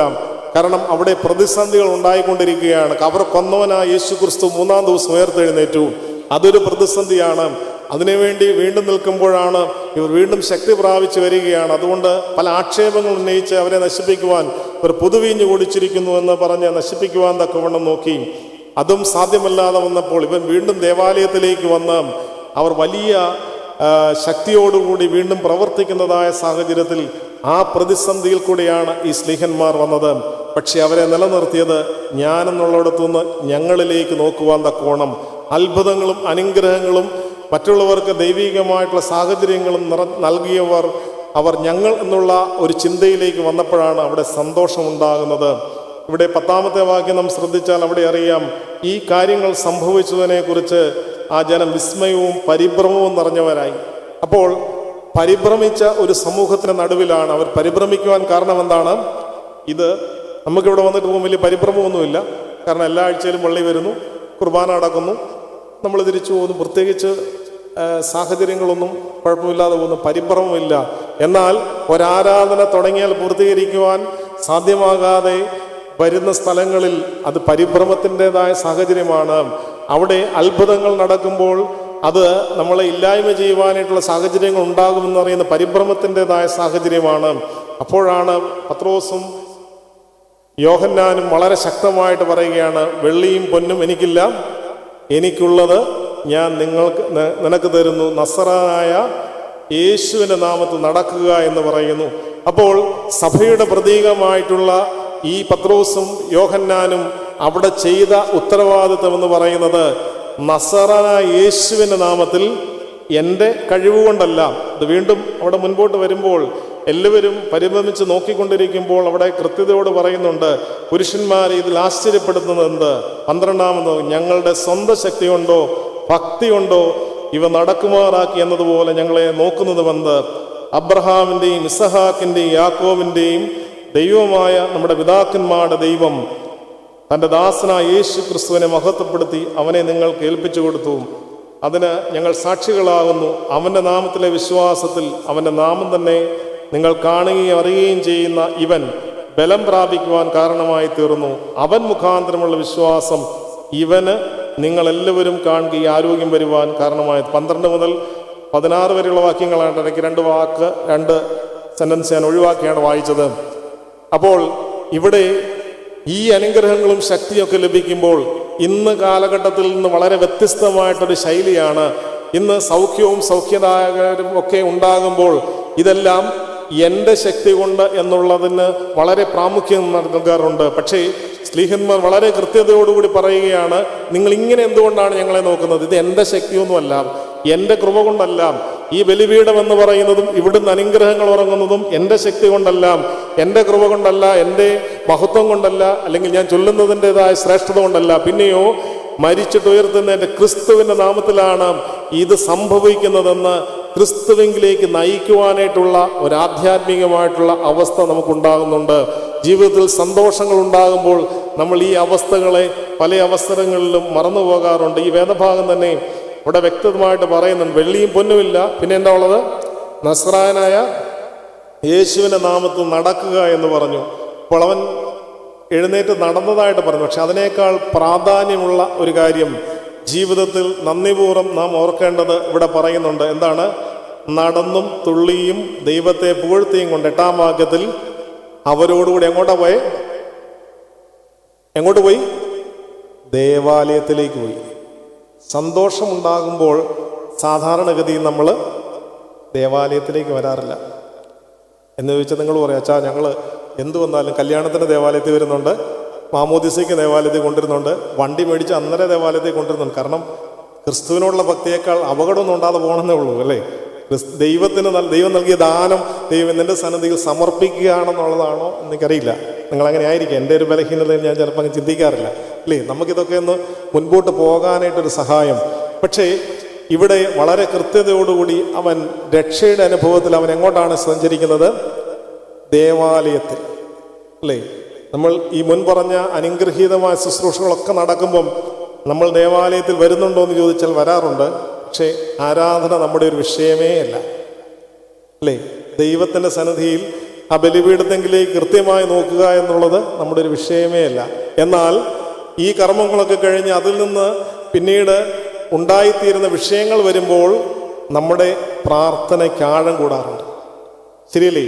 അതുകൊണ്ടാണ് ദൈവം പറഞ്ഞത്, നിങ്ങൾ ചെറിയ കാര്യങ്ങൾ ചെയ്യുക. എന്താണ് ചെറുത്? ബഹുമതിപൂർവ്വം എൻ്റെ ദേവാലയത്തിൽ, എൻ്റെ ആലയത്തിലേക്ക് നേർച്ചകൾ കഴിക്കുക. ബഹുമതിപൂർവ്വം ഒരു കൂദാശയ്ക്ക്, ഒരു വിവാഹ കൂദാശയ്ക്ക് ബഹുമതിപൂർവ്വം നമ്മളൊക്കെ ദേവാലയത്തിൽ പ്രത്യേകിച്ച് കർത്തൃ ദിവസങ്ങളിലൊക്കെ ഈ ശുശ്രൂഷകളൊക്കെ നടത്തുമ്പം നമുക്ക് തിരക്കിനിടയിൽ ആരാധനകൾ വിട്ടുപോകാറുണ്ട്. ആ ദിവസത്തിലെ ആരാധനയിൽ ജീവിതത്തിലെ ഏറ്റവും അനുഗ്രഹീതമായ ഒരു നിമിഷം ജീവിതത്തിൽ സംഭവിക്കുമ്പോൾ ഏറ്റവും കൂടുതൽ നിരന്തരമായ ദേവാലയത്തിൽ വന്നിട്ടിരുന്ന കുടുംബമാണെങ്കിലും അന്നേ ദിവസം ദേവാലയത്തിലേക്കുള്ള യാത്ര ഒഴിവാക്കപ്പെടാറുണ്ട്. അതിനേക്കാൾ ഉപരിയായി വലിയ ആർഭാടങ്ങളോടെ നടക്കുമ്പം ആ വീട്ടിൽ എന്ത് നടക്കാറില്ല? മിക്കവാറും പ്രാർത്ഥന നടക്കാറില്ല അല്ലേ? പ്രാർത്ഥന വെച്ചാൽ പെട്ടെന്ന് തീർത്തേക്കാം കേട്ടോ. ആൾക്കാരൊക്കെ വരുന്ന സമയമാണ്, അതിന് മുമ്പ് പെട്ടെന്നൊന്ന് തീർക്കണമേ എന്ന് പറയും. കാരണം നമ്മുടെ നിലനിൽപ്പും നമ്മുടെ പ്രയോറിറ്റി എന്ന് പറയുന്നത് ദേവാലയത്തെക്കാളും ദൈവത്തെക്കാളും ഉപരി ഒരു ആത്മീയമായ ശുശ്രൂഷയിൽ നമ്മുടെ പ്രയോറിറ്റി എന്ന് പറയുന്നത് ഈ ലോകത്തിലെ ഇതിന് ശേഷം നമ്മൾ ക്ഷണിച്ചിട്ടുള്ളവരും നമ്മൾ ക്ഷണിച്ചിട്ട് എത്തിച്ചേരുന്നവരുമൊക്കെ സന്തോഷത്തോടെ തിരികെ പോയി അവരെല്ലാവരും ഭംഗിയാണ്, സമൃദ്ധമാണ്, ശ്രേഷ്ഠമാണ് എന്ന് പറയുന്നതിനെ കുറിച്ചാണ് എൻ്റെയും നിങ്ങളുടെയൊക്കെ ചിന്ത. അതിനേക്കാൾ ഉപരിയായി ഇത് നിയമിച്ചവൻ ആ വലിയ കല്യാണ ദിവസത്തിൽ കാനാവിലെ ഭവനത്തിലേക്ക് യേശുവിനെ വിളിക്കുവാനായിട്ട് മറന്നുപോയി എങ്കിൽ അവിടെ എന്തിന് ക്ഷാമം ഉണ്ടാകുമായിരുന്നു? വീഞ്ഞിന് ക്ഷാമം ഉണ്ടാകുമായിരുന്നു. ആ ക്ഷാമം ഉണ്ടായിരുന്നെങ്കിൽ ആ ഭവനം അവിടെ ജനങ്ങളുടെ മുന്നിൽ നല്ല അവസ്ഥയിൽ നിലനിൽക്കുവാൻ സാധ്യമാകാതെ വന്നിരുന്നേനെ. അപ്പോൾ ദൈവത്തെ ക്ഷണിച്ചാൽ നമ്മൾ എത്ര കരുതിയാലും നമ്മുടെ വീഞ്ഞ് തീർന്നു പോകാനായിട്ടിടയുണ്ട്. നമ്മൾ എത്ര കരുതിയാലും നമ്മുടെ ഭക്ഷണം തീർന്നു പോകുവാനായിട്ടിടയുണ്ട്. നമ്മൾ എത്ര കരുതിയാലും നമ്മുടെ ജീവിതത്തിൽ ക്ഷീണിച്ചു പോകുവാനായിട്ട് ഇടയുണ്ട്. എത്ര ശക്തമായി നമ്മുടെ ആരോഗ്യം ക്രമീകരിച്ചു പോയാലും തളർന്നു പോകാനായിട്ടുള്ള സാഹചര്യങ്ങൾ അനവധിയാണ്. കാരണം മാനസികമായ തളർച്ചയാണല്ലോ എല്ലാ രോഗങ്ങളുടെയും ആരംഭമെന്ന് പറയുന്നത്. ക്രിസ്തുവിൽ ജീവിക്കുവാൻ തക്കവണ്ണം ഒരുമനപ്പെട്ട് പ്രാർത്ഥനയോടുകൂടി സഞ്ചരിക്കുമ്പോൾ അവിടെ പ്രതിസന്ധികൾ ഉണ്ടാവില്ല എന്നെല്ലാം, ചില നഷ്ടങ്ങൾ ഉണ്ടാകാം. ഈ പൈതലിനെ നഷ്ടപ്പെട്ടതുപോലെ, ദൈവം സന്തോഷത്തോടെ നൽകിയ പൈതലിനെ ഒരു കാലഘട്ടത്തിൽ നഷ്ടപ്പെട്ടതുപോലെ ജീവിതത്തിൽ പല നഷ്ടങ്ങളും ഉണ്ടാകുമ്പോഴും അതിനെയൊക്കെ സ്വീകരിക്കുവാൻ തക്കവണ്ണം, ദൈവത്തോട് പരിഭവം പറയാതെ സ്വീകരിക്കുവാൻ തക്കവണ്ണമുള്ള മാനസികാവസ്ഥയിലേക്ക് എത്തുന്നത് അത് ദൈവകൃപയാണ്. കാരണം ഇസ്രായേൽ മക്കളുടെ യാത്രയിൽ അവരെല്ലാവരും ദൈവകൽപ്പന കേട്ടാണ് ഇറങ്ങിത്തിരിച്ചത്. ആരും ദൈവകൽപ്പന മറുത്തല്ല ഇറങ്ങിത്തിരിച്ചത്. അവരെല്ലാം അടിമത്തത്തിലായിരുന്നു. അവർ നിരന്തരം ദൈവത്തോട് പ്രാർത്ഥിച്ചു. ആ പ്രാർത്ഥനയുടെ അനുഭവമായിട്ട് ശക്തരായ രാജാക്കന്മാരുടെ നിന്ന് ഇസ്രായേൽ മക്കൾ ഇറങ്ങിത്തിരിക്കുകയാണ്. പക്ഷേ ഇറങ്ങിത്തിരിച്ചപ്പോൾ ഒരു കാലഘട്ടം കഴിഞ്ഞപ്പോൾ അവർ തന്നെ പറയുകയാണ്, മുൻപത്തെ അടിമത്തമായിരുന്നു ഞങ്ങൾക്ക് നല്ലത്. ഇവിടെ ഒന്നും ലഭ്യമാകുന്നില്ല. വെള്ളം കിട്ടാതെ വന്നപ്പോൾ, ഭക്ഷണം കിട്ടാതെ വന്നപ്പോൾ ഇതെല്ലാം മറക്കുകയാണ്. ചില അവസരങ്ങളിൽ പാറ പിളർന്ന് വെള്ളം നൽകിയവൻ, കാടപ്പക്ഷി കൊണ്ട് മന്ന നൽകിയവൻ, അങ്ങനെ പല സംഭവങ്ങളും ജീവിതത്തിൽ മറന്നു പോവുകയാണ്. നമ്മളൊക്കെ ജീവിതത്തിൽ വളരെ അനുഗ്രഹകരമായിട്ടുള്ള സാഹചര്യങ്ങൾ ലഭ്യമായപ്പോൾ, കർത്താവിന് വേണ്ടി നിന്നപ്പോൾ, ചില അവസരങ്ങളിൽ ഇതുപോലെ വെള്ളത്തിന് ക്ഷാമമുണ്ടായപ്പോൾ, ഭക്ഷിക്കുവാൻ മന്നയില്ലാതെ വന്നപ്പോൾ നമ്മൾ പറഞ്ഞു മുൻപത്തെ അടിമത്തമാണ് നൽകത്. സാധാരണ പലരും പറഞ്ഞു കേട്ടിട്ടുണ്ട്, ദൈവത്തോട് കൂടുതൽ അടുത്താൽ കൂടുതൽ ബുദ്ധിമുട്ടാണ്. ഇങ്ങനെയൊക്കെ ഒന്ന് പരുവത്തിലൊക്കെ പള്ളിയിലും പോകണം, അവിടെയും പോകണം, ഇടയ്ക്ക് പല വിശ്വാസത്തിലുമൊക്കെ ഒന്ന് ജീവിക്കുവാണെങ്കിൽ അല്ലേ, അതല്ലേ നല്ലത്. കൂടുതൽ ദൈവത്തോട് അടുക്കാൻ പോയാൽ അല്ലേ, ഇപ്പം നാടൻ ഭാഷ പറയുന്നത് പറയും ഉപദ്രവമാണെന്ന് പറയും അല്ലേ, അത് ആ ഭാഷ പറയുന്നത്. അതുകൊണ്ട് അല്ലാതെയൊക്കെ പോയാൽ ഒരു പരുവത്തിന് ജീവിക്കാം. ഇത് നമ്മുടെ ഒരു ധാരണയാണ്. ഇസ്രായേൽ മക്കൾക്ക് എങ്ങനെയാണ് തോന്നിയത്? ഇതിനേക്കാളൊക്കെ നല്ലതായിരുന്നു നമ്മുടെ അടിമത്തം. കാരണം നമ്മൾ പാപത്തിൻ്റെ അടിമത്തത്തിൽ ജീവിക്കുമ്പോൾ നമുക്കിതൊരു പ്രയാസകരമല്ലാത്ത അനുഭവമാണ്. എല്ലാവരും നമ്മളോട് സമരസപ്പെട്ട് ജീവിക്കും, ആർക്കും വ്യത്യസ്ത അഭിപ്രായം ഉണ്ടാവില്ല. ദൈവത്തിൻ്റെ നാമത്തിൽ ഒരു സത്യത്തിന് വേണ്ടി നിലനിൽക്കുമ്പോൾ അതെന്നും ത്യാഗമാണ്, പ്രതിസന്ധിയാണ്. സ്ലീഹന്മാർ മരണം അനുഭവിക്കേണ്ടി വരുമായിരുന്നില്ല.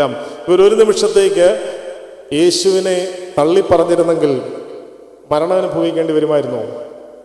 ഇല്ല. അതുകൊണ്ടാണ് ചില വ്യക്തികളെ മനസ്സിലേക്ക് ഓർമ്മ വന്നു.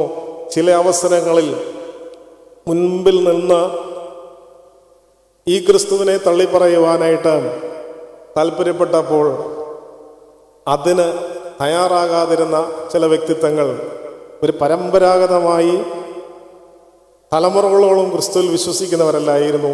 പക്ഷേ ഒരുപക്ഷേ എന്നല്ല, യേശു ക്രിസ്തു പറഞ്ഞു, എന്നെ ഈ ലോകത്തിൽ സാക്ഷിക്കുന്നവനെ മാത്രമാണ്.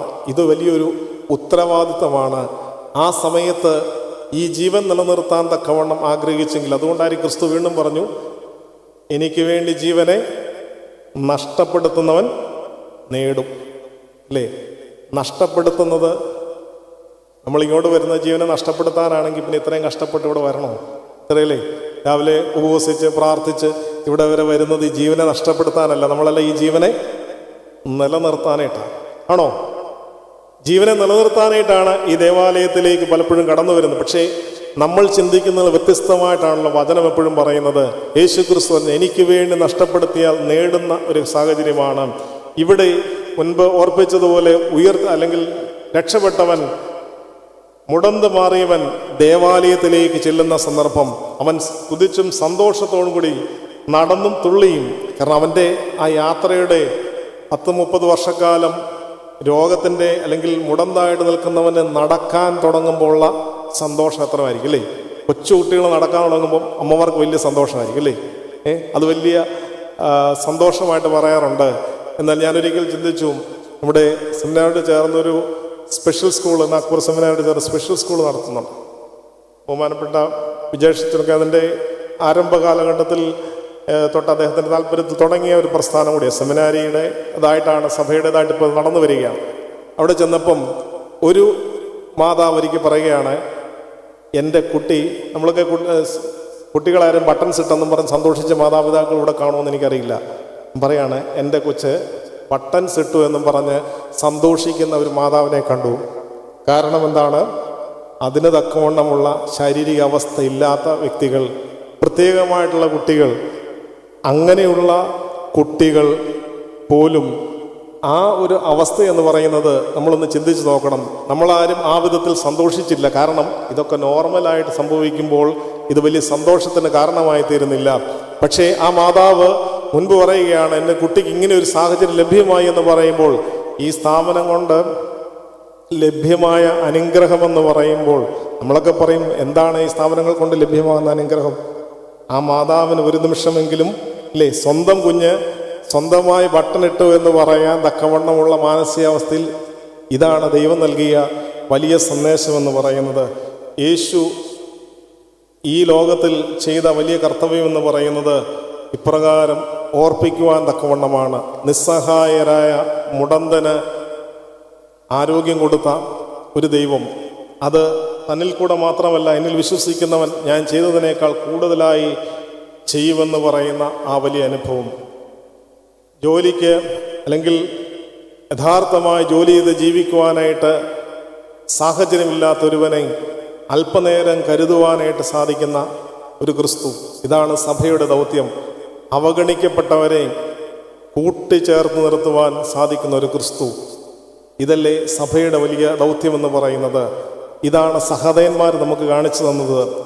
എവിടെയൊക്കെ പ്രയാസങ്ങളുണ്ടോ, ഗീവറീസഹത മുതൽ സകല സഹതയന്മാരുടെയും ജീവചരിത്രം നമ്മൾ പഠിക്കുമ്പോൾ നമ്മൾ സംരക്ഷണത്തിനും നമ്മുടെ നിലനിൽപ്പിനും നമ്മുടെ ഭവനത്തിലുള്ള പല കാര്യങ്ങളുടെ സംരക്ഷണത്തിനൊക്കെ പ്രാർത്ഥിക്കുമ്പോൾ അതിനേക്കാൾ ഉപരിയായി അവഗണിക്കപ്പെട്ടവൻ്റെ മുന്നിൽ എന്നും ജീവൻ നഷ്ടപ്പെട്ടു പോയിക്കൊണ്ടിരുന്ന, ജീവനെ നഷ്ടപ്പെടുത്തിയ സർപ്പത്തിൻ്റെ മുന്നിൽ ശക്തിയായി നിലനിൽക്കുവാൻ, ജീവൻ അവഗണിച്ച് നിലനിൽക്കുവാൻ തക്കവണ്ണം ഇടയായി എന്നുള്ളതാണ്.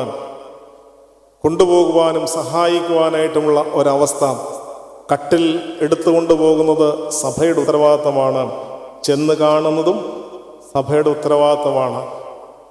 ഈ വലിയ ശുശ്രൂഷ നമ്മുടെയൊക്കെയും ജീവിതത്തിൻ്റെ മുൻപോട്ടുള്ള യാത്രയിൽ വളരെ ശക്തമായിട്ട് ഉണ്ടാവേണ്ടതാണ്. ദരിദ്രനായിരിക്കുന്നവൻ, കുടുംബമില്ലാത്ത എല്ലാവരാലും അവഗണിക്കപ്പെട്ടവരെ ചേർത്ത് നിർത്തുന്ന പ്രസ്ഥാനങ്ങൾ അവർക്ക് സഞ്ചരിക്കുവാനും കയറിക്കിടക്കുവാനും ഭവനം ഉള്ളവരാകാം, ചില അവസരത്തിൽ അതിനുള്ള അവകാശം നിഷേധിക്കപ്പെട്ടവരാകാം. അവരെ ചേർത്ത് നിർത്തുന്നതാണ് സഭയുടെ ഉത്തരവാദിത്വം. ഇതല്ലേ ക്രിസ്തു ചെയ്തത്? ആ കാലഘട്ടത്തിൽ ക്രിസ്തുവിന് വേണ്ടി ജീവിച്ചവരും ചെയ്തത് ഇതാണ്. ഇവിടെ ഈ പത്രോസിനും യോഹന്നാൻ, ഈ രണ്ട് അപ്പോസ്തലന്മാർക്കും അവരുടെ കാര്യത്തിന് വേണ്ടിയാണ് അവർ പ്രാർത്ഥിക്കാൻ പോയെങ്കിൽ, നമ്മളിങ്ങനെ നടകേറി വരുമ്പോൾ നമ്മുടെ ലക്ഷ്യം നമ്മുടെ ജീവിതത്തിൻ്റെ നിലനിൽപ്പ് മാത്രമാണെങ്കിൽ അവിടെയുള്ള ഭിക്ഷ എന്ന് പറയുന്ന ഭിക്ഷാടക്കാരൻ നമ്മുടെ വിഷയമേ അല്ല. കാരണം നമ്മൾ പോകുന്നത് എന്തിനു വേണ്ടിയാണ്? അനുഗ്രഹങ്ങൾ സ്വീകരിക്കുവാനായിട്ടാണ്. ഈ അപ്പോസ്തലന്മാരുടെ യാത്രയിൽ തീർച്ചയായിട്ടും അനുഗ്രഹങ്ങളെ സ്വീകരിക്കുന്നതോടൊപ്പം അത് നൽകുവാൻ തക്കവണ്ണമുള്ളതാണ്. കൊടുക്കുമ്പോൾ ഏറിടുന്ന വലിയൊരു അനുഗ്രഹത്തിൻ്റെ പന്താവാണ് ആദ്യത്തെ സവിശേഷത, അല്ലെങ്കിൽ ആദ്യത്തെ അത്ഭുതത്തിൽ കൂടി ഈ സ്ലീഹന്മാർ നമുക്ക് കാണിച്ചു തന്നത്. അവർ സഞ്ചരിച്ചപ്പോൾ ഒപ്പമുള്ളവൻ്റെ കരച്ചിൽ കേൾക്കുവാനും അതിനേക്കാളെല്ലാം ഉപരിയായി ഒരു വലിയ വിശ്വാസം. ഞാൻ ആദ്യം പറഞ്ഞു തുടങ്ങിയതാണ് വിശ്വാസം എന്ന് പറയുന്നത്. ക്രിസ്തുവിൻ്റെ നാമത്തിൽ പ്രാർത്ഥിച്ചാൽ ഇവൻ രക്ഷപ്പെടുമെന്നുള്ളത് ഒരു വിശ്വാസമാണ്. ആ വിശ്വാസം പറയാനും പ്രഖ്യാപിക്കാനും ഉള്ള ധൈര്യം. നമുക്ക് ആ ഒരു ധൈര്യമില്ലാതെ പോകുമ്പോൾ നമ്മൾ ഭൗതികമായി പല കാര്യങ്ങൾ നൽകുന്നതിനേക്കാൾ ഉപരിയായി ഇന്നത്തെ ഒരു കാലഘട്ടത്തിൻ്റെ പ്രത്യേകതയാണല്ലോ, എല്ലാവരും ചാരിറ്റിയും ചാരിറ്റബിൾ ആക്ടിവിറ്റീസും വളരെ താല്പര്യമാണ്. ഏത് ദേവാലയത്തിൽ അങ്ങനെയുള്ള കാര്യങ്ങൾക്ക് വളരെ താല്പര്യത്തോടെ നിലനിൽക്കാറാണ്. തീർച്ചയായിട്ടും നന്മയാണ്, ക്രിസ്തു പഠിപ്പിച്ച ഭാവത്തിൽ നിന്ന് തന്നെ ഉള്ളതാണ്, അത് തുടരേണ്ടതുമായ കാര്യമാണ്. പക്ഷേ എൻ്റെ നാമത്തിൽ നിങ്ങൾ ഒരു പാത്രം വെള്ളം കുടിക്കാൻ കൊടുത്താൽ അതിന് എൻ്റെ നാമത്തിൽ കൊടുക്കുവാൻ തക്കവണ്ണം താല്പര്യമില്ലാത്തൊരു കാലഘട്ടം. എൻ്റെ നാമത്തിൽ കൊടുക്കുക എന്ന് പറയാൻ ദേവാലയത്തിൽ കൊടുക്കുന്നു എന്നുള്ളത് മാത്രമല്ല, ദൈവത്തിൻ്റെ നാമത്തിൽ നമ്മളിതെല്ലാം ഒരു ജനറലൈസ് ചെയ്ത് കാണുകയാണ്. കാരണം എൻ്റെ നാമം എന്ന് പറയുന്നത് അത് വിശുദ്ധമാണ്, ശ്രേഷ്ഠമാണ്. അതിൻ്റെ പ്രത്യേകത എന്ന് പറയുന്നത് ആ നാമം ഈ ലോകത്തിന് നൽകപ്പെട്ടത് വെറുതെ ലഭ്യമായതല്ല. യേശു ക്രിസ്തുവിൻ്റെ നാമം ഈ ലോകത്തിന് നൽകപ്പെട്ടത് തൻ്റെ ഏകജാതൻ്റെ ഈ ഭൂമിയിലേക്കുള്ള വരവും ആ കാലഘട്ടത്തിലുള്ള കഷ്ടപ്പാടുകളും എല്ലാവരായാലും തിരസ്കരിക്കപ്പെട്ടപ്പോൾ നിലനിൽക്കുവാനുള്ള ശക്തി അതുതന്നെയാണ് നമുക്ക് ലഭ്യമാകുന്നത്. ആരൊക്കെ തിരസ്കരിച്ചാലും തിരസ്കരിക്കാത്തവനായ ദൈവം ഞാൻ നിങ്ങൾക്കൊപ്പമുണ്ടോ എന്നുള്ളതിന് തെളിവാണ്. ദൈവത്തെ എല്ലാവരും തിരസ്കരിച്ചു അല്ലേ, കൂടെ നടന്ന വ്യക്തികൾ ഉൾപ്പെടെ. നമ്മൾ പലപ്പോഴും പറയാറുണ്ട്, എന്നോട് വളരെ സ്നേഹത്തോടാണ് അവൻ എന്നോട് പറഞ്ഞതുകൊണ്ട് അവൾ എന്നോട് ഇങ്ങനെ ചെയ്തതാണ് എൻ്റെ ഒരു പ്രതിസന്ധി, എൻ്റെ പ്രയാസം എന്ന് പറയാറുണ്ട്. അത്രയും പ്രയാസം അനുഭവിച്ചത് ക്രിസ്തു മാത്രമേ ഉള്ളൂ അല്ലേ. കൂടെ നടന്ന് എല്ലാ കാര്യങ്ങളും മനസ്സിലാക്കി വലിയ ഉത്തരവാദിത്വം ഏൽപ്പിച്ച സ്ലീഹ ചുംബനം കൊണ്ട് അവനെ ചൂണ്ടിക്കാണിക്കല്ലായിരുന്നു. ചൂണ്ടിക്കാണിച്ചാലും സങ്കടമില്ലായിരുന്നു അല്ലേ. ഒരു കൊച്ചുകുട്ടിയെ എടുക്കുമ്പോൾ ചുംബിക്കുന്നത് പോലെ, കാരണം വാത്സല്യത്തിൻ്റെ ഭാവമായി ചുംബിക്കുന്നത് പോലെ ചുംബനം കൊണ്ട് കാണിച്ചു കൊടുത്തപ്പോൾ യേശു ക്രിസ്തു ചോദിക്കുന്നുണ്ട്, യൂദേ നീ ചുംബനം കൊണ്ടാണോ ഒറ്റിക്കൊടുക്കുന്നത്? അപ്പോൾ അങ്ങനെയുള്ള സാഹചര്യങ്ങളിൽ കൂടി സഞ്ചരിക്കുന്നവർക്കും ഞാൻ ഒപ്പമുണ്ട് എന്നുള്ളതാണ് യേശു ക്രിസ്തു ഇവിടെ കാണിച്ചത്. അതുകൊണ്ട് വെള്ളിയേക്കാളും പൊന്നിനേക്കാളും, വെള്ളിയും പൊന്നും സംരക്ഷിച്ചാൽ അത് നിലനിൽക്കുന്നതിൻ്റെ ഒരു കാലഘട്ടമുണ്ട്. എന്നാൽ നമുക്ക് ലഭ്യമായത് സ്വന്തമായി ഒന്നുമില്ലാത്ത അവസ്ഥയിൽ എല്ലാം ഉള്ളവനായി ജീവിക്കുവാനായിട്ട് സമൂഹത്തിൻ്റെ ആവശ്യങ്ങൾ ഉൾക്കൊള്ളുവാൻ തക്കവണ്ണമുള്ള മനസ്സാന്നിധ്യം നമുക്കുണ്ടാവണം. അതുകൊണ്ട് ഭാവിയെക്കുറിച്ച് കൂടുതൽ ചിന്തിച്ച് ആകുലപ്പെടുന്നവരായ നമുക്ക് ദൈവം നൽകുന്ന സന്ദേശം തന്നെ ഇതാണ്: നിങ്ങളുടെ സകല ചിന്താഭാരവും എൻ്റെ മേലിട്ടുകൊള്ളുക, ഞാൻ നിങ്ങളെ പോറ്റിപ്പുലർത്തും, ഞാൻ നിങ്ങളെ ശക്തീകരിക്കുന്ന ദൈവമാകുന്നു എന്നുള്ളതാണ് ദൈവത്തിൻ്റെ വചനം. അപ്പോൾ അങ്ങനെ ശക്തീകരിക്കുവാൻ തക്കവണ്ണമുള്ള വലിയൊരു കൃപയാണ് നമുക്ക് ലഭ്യമാകുക. അതിനുവേണ്ടിയാണ് നമ്മൾ പ്രാർത്ഥിക്കുന്നത്. മുമ്പേ അവൻ്റെ രാജ്യവും നീതിയും അന്വേഷിക്കുവിൻ, അതോടുകൂടി സകലവും കിട്ടും. നമ്മൾ സകലത്തിനും വേണ്ടി അങ്ങ് അന്വേഷിക്കുകയാണ്. അവൻ്റെ രാജ്യത്തെയും അവൻ്റെ നീതിയെക്കുറിച്ചും നമുക്ക് ബോധ്യമില്ലാതെ, നിരന്തരം ഒപ്പം വന്നവരോട് ചിരിച്ചു കാണിക്കുവാൻ മനസ്സില്ലാതെ, അവൻ്റെ തെറ്റുകളെക്കുറിച്ച് ബോധ്യം ഉണ്ട്, അതുകൊണ്ട് അവനോട് സമരസപ്പെടുവാൻ തക്കവണ്ണം തയ്യാറാകാതെ നമ്മൾ ക്രിസ്തുവിൻ്റെ നീതിയെക്കുറിച്ചും ക്രിസ്തുവിൻ്റെ സാഹചര്യങ്ങളെക്കുറിച്ചും ചിന്തിക്കുകയാണ്. നമുക്ക് ഈ ബലിപീഠത്തിലേക്ക് വരുമ്പോൾ ഇവിടുന്ന് തരുന്നത് എൻ്റെ സമാധാനം ഞാൻ നിങ്ങൾക്ക് തരുന്നു, അത് ലോകം തരുന്നത് പോലെ അല്ല എന്നുള്ളതാണ്. ലോകത്തിന് തരുവാൻ കഴിയാത്ത കാര്യത്തിന് വേണ്ടിയാണ് ദേവാലയത്തിൽ വരുന്നത്. ലോകത്തിന് തരുവാൻ കഴിയാത്ത ബാക്കിയൊക്കെ ലോകത്തിന് ലഭ്യമാകുന്നതാണ്. അല്ലെങ്കിൽ ലോകത്തിലുള്ള എല്ലാ തീർത്ഥാടന കേന്ദ്രങ്ങളിലും എല്ലാ സ്ഥലങ്ങളിലും ലോകം തരുന്ന പല കാര്യങ്ങളും നൽകാറുണ്ട്. പല നാമത്തിൽ, പല വിധത്തിൽ, പല ധർമ്മങ്ങളിൽ നമുക്ക് സ്വീകരിക്കാൻ എല്ലാവർക്കും ലഭ്യമാകാറുണ്ട്.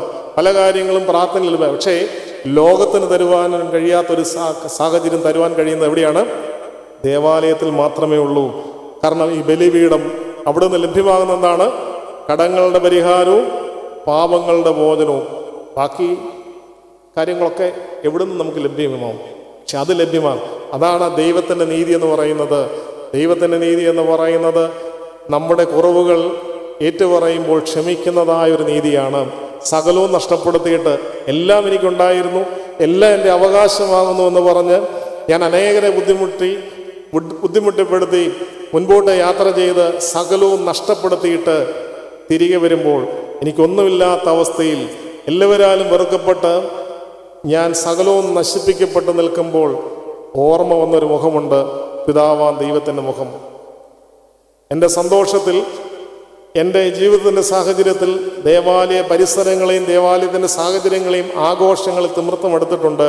പക്ഷേ ദേവാലയത്തിൽ വന്ന് ക്രിസ്തുവിൻ്റെ ബലിപീഠത്തെങ്കിലേക്ക് നോക്കി നിൽക്കുവാൻ സമയം കണ്ടെത്താതെ നമ്മൾ യാത്ര ചെയ്ത് തിരികെ പോയപ്പോഴും, ഇതെല്ലാം കഴിഞ്ഞ് തിരികെ വരുമ്പോൾ പന്നിയോടൊപ്പം കിടക്കുമ്പോൾ ഓർത്തത് ആ തിരുമുഖമാണ്. കാരണം ആരൊക്കെ ഉപേക്ഷിച്ചാലും ഞാൻ നിന്നെ തള്ളുകയില്ല എന്നുള്ളതാണ് വചനം. തള്ളാത്തൊരു ക്രിസ്തുവിൽ വിശ്വസിക്കുവാൻ സാധിച്ചാൽ ഈ സമൂഹം നിലനിൽക്കും എന്നുള്ളത് നാം ഓർത്തിരിക്കണം. നമ്മൾ തള്ളപ്പെടുന്ന വ്യക്തികളായി ലോകത്ത് നിലനിൽക്കുമ്പോഴും ഈ സമൂഹത്തിൻ്റെ നിലനിൽപ്പ് തന്നെ ആശങ്കയിലാകുന്ന ഈ കാലഘട്ടത്തിൽ നമ്മൾ വളരെ കൃത്യതയോടുകൂടി ചിന്തിക്കേണ്ടതായ കാര്യമാണ്. കാരണം ഇത് ദൈവത്താൽ സ്ഥാപിതമാണ്, ദൈവമാണ് ഇതിനടിസ്ഥാനമിട്ടത്, ദൈവമാണ് നൽകിയതിനെ സ്വീകരിക്കുവാനിടയാകുകയും അതിനെ ദൈവസന്നിധിയിൽ ബുദ്ധി കൊണ്ട് നമ്മൾ സമൂഹത്തെ വളർത്തുവാൻ ശ്രമിച്ചപ്പോൾ, ഇതിൻ്റെ നിലനിൽപ്പിന് വേണ്ടി ബുദ്ധി മാത്രം പ്രയോഗിച്ചപ്പോൾ, പാമ്പിനെ പോലെ ബുദ്ധിയോടുകൂടി മാത്രം നമ്മൾ സഞ്ചരിച്ച് പ്രാവിൻ്റെ നിഷ്കളങ്കത വിട്ടുകളഞ്ഞപ്പോൾ അവിടെ പരാജയങ്ങൾ ഉണ്ടാകുകയാണ്.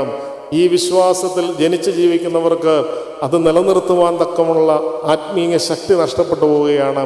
അതുകൊണ്ട് നമുക്ക് പ്രാർത്ഥിക്കുവാനായിട്ടുള്ളത്, മറ്റെല്ലാം ഉണ്ടെങ്കിലും ക്രിസ്തുവില്ലെങ്കിൽ ആ ഭവനം ശൂന്യമാണ് എന്നുള്ളത് ഈ പൈതലിനെ പോലെ കൊച്ചു പൈതങ്ങളോടൊപ്പം നമുക്ക് ചിന്തിക്കുവാനും അങ്ങനെയുള്ള പൈതങ്ങൾ ഭവനങ്ങളിൽ നിറയുവാനും ആ ദൈവത്തിൻ്റെ ആലോചനകളെ സ്വീകരിക്കുവാൻ തക്കമുള്ള കുടുംബങ്ങൾ ഉണ്ടാകുമ്പോഴാണ് ക്രിസ്തു വിശ്വാസം നിലനിൽക്കുന്നത്.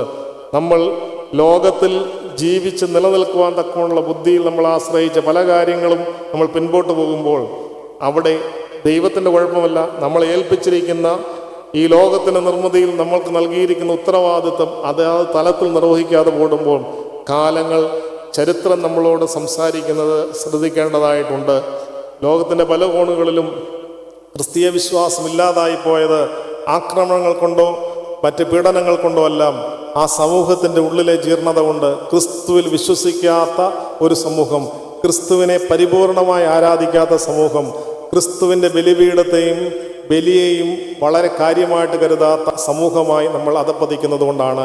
നമ്മുടെയൊക്കെ ജീവിതത്തിൽ ഇവിടെ ഇരിക്കുമ്പോൾ നമ്മൾ ശ്രദ്ധിച്ചാൽ മതി, ആരാധനയിൽ നമ്മുടെ താല്പര്യം വിശുദ്ധ കുർബാനയിൽ പല ദേവാലയങ്ങളിലും നാട്ടിൽ വരുന്നത് കൊണ്ട് പല ദേവാലയങ്ങളിലും പോകുന്ന ഒരു സാഹചര്യമുള്ളപ്പം നമ്മൾ പല ദേവാലയങ്ങളിൽ ചെല്ലുമ്പോഴറിയാം, ആരാധന തുടങ്ങുമ്പം ആരാധനയിൽ വളരെ അംഗങ്ങൾ കുറവായിരിക്കും. കൈമുത്തുമ്പോഴാണ് ഈ പള്ളിയിൽ ഇത്രയും ജനമുണ്ടെന്ന് തിരിച്ചറിയുന്നത്. മിക്കവാറും പള്ളികൾ അങ്ങനെയാണ്. കാരണം നമുക്ക് ക്രിസ്തു എന്ന് പറയുന്നത് ഒരു വിഷയമേ അല്ല. നമ്മുടെ ജീവിതത്തിൻ്റെ ഭാഗമായി, നിലനിൽപ്പിൻ്റെ ഭാഗമായി ദേവാലയം മാറ്റപ്പെടുന്നു എന്നുള്ളത് കൊണ്ടാണ്. ഭൗതിക കാര്യത്തിന് വേണ്ടി മാത്രം, അതിനേക്കാൾ ഉപരിയായി ആത്മീയമായി സഞ്ചരിക്കുമ്പം ക്രിസ്തു എനിക്ക് വേണ്ടി ബലിപീഠത്തിലേക്ക് ഇറങ്ങി വരുമ്പോൾ ആ കുർബാന വിശുദ്ധ ബലി പൂർണ്ണമാക്കുവാൻ തക്കവണ്ണം എൻ്റെയും പ്രാർത്ഥന, ഓരോ വ്യക്തിയുടെയും സാന്നിധ്യം അവിടെ ഉണ്ടാവേണ്ടതാണ്. മോശയുടെ കൈ ഉയർന്നിരിക്കേണ്ടതിൻ്റെ ആവശ്യകത മോശയ്ക്ക് മാത്രമല്ല, ജനത്തിൻ്റെ ആവശ്യമാണ്. പക്ഷെ അത് ഉയർന്നിരിക്കണമെങ്കിൽ മോശയും ഒപ്പം ജനവും ഒരുമിച്ച് നിന്നെങ്കിൽ മാത്രം സാധ്യമാകുകയുള്ളൂ. വാക്കുകൾ ഇവിടെ ഉപസംഹരിക്കുകയാണ്. ഈ വലിയ ശ്രേഷ്ഠമായിട്ടുള്ള ഈ വെള്ളിയാഴ്ച ദിവസം, ഈ സ്വർണ്ണ വെള്ളിയാഴ്ച എന്നറിയപ്പെടുന്ന ഈ ദിവസം, പത്രോസും യോഹന്നാനും ദേവാലയത്തിലേക്ക് പോയതുപോലെ നമ്മുടെ ജീവിതത്തിൽ വ്യക്തിപരമായ ബന്ധത്തിൽ ദേവാലയത്തിലേക്ക് വരുവാനും സഭയാൽ ക്രമീകരിക്കപ്പെട്ട കാനൂനികമായുള്ള പ്രാർത്ഥനകളും സമയങ്ങളുമൊക്കെയും വിലപിടിപ്പുള്ളതാണെന്ന് കണ്ടെത്തി അത് നിർവഹിക്കുവാനിടയാകുമ്പോൾ അത് ഒരു വേലി പോലെ നമ്മുടെ വ്യക്തി ജീവിതത്തിനും ഭവനത്തിനും ശക്തിയായിട്ട് നിലനിൽക്കും. അങ്ങനെയുള്ള നടപടികളുമായി മുൻപോട്ട് പോകുമ്പോൾ ചില അവസരങ്ങളിൽ നമുക്ക് നമ്മുടെ യാത്രയുടെ ഭാഗമായി നമ്മുടെ മുൻപാകെ യാചിക്കുന്നവർക്ക് വെള്ളിയേക്കാളും പൊന്നിനേക്കാളും യേശു ക്രിസ്തു എന്നുള്ള സത്യത്തിന് നമുക്ക് സാക്ഷ്യം കൊടുക്കുവാനായിട്ട് സാധിക്കും.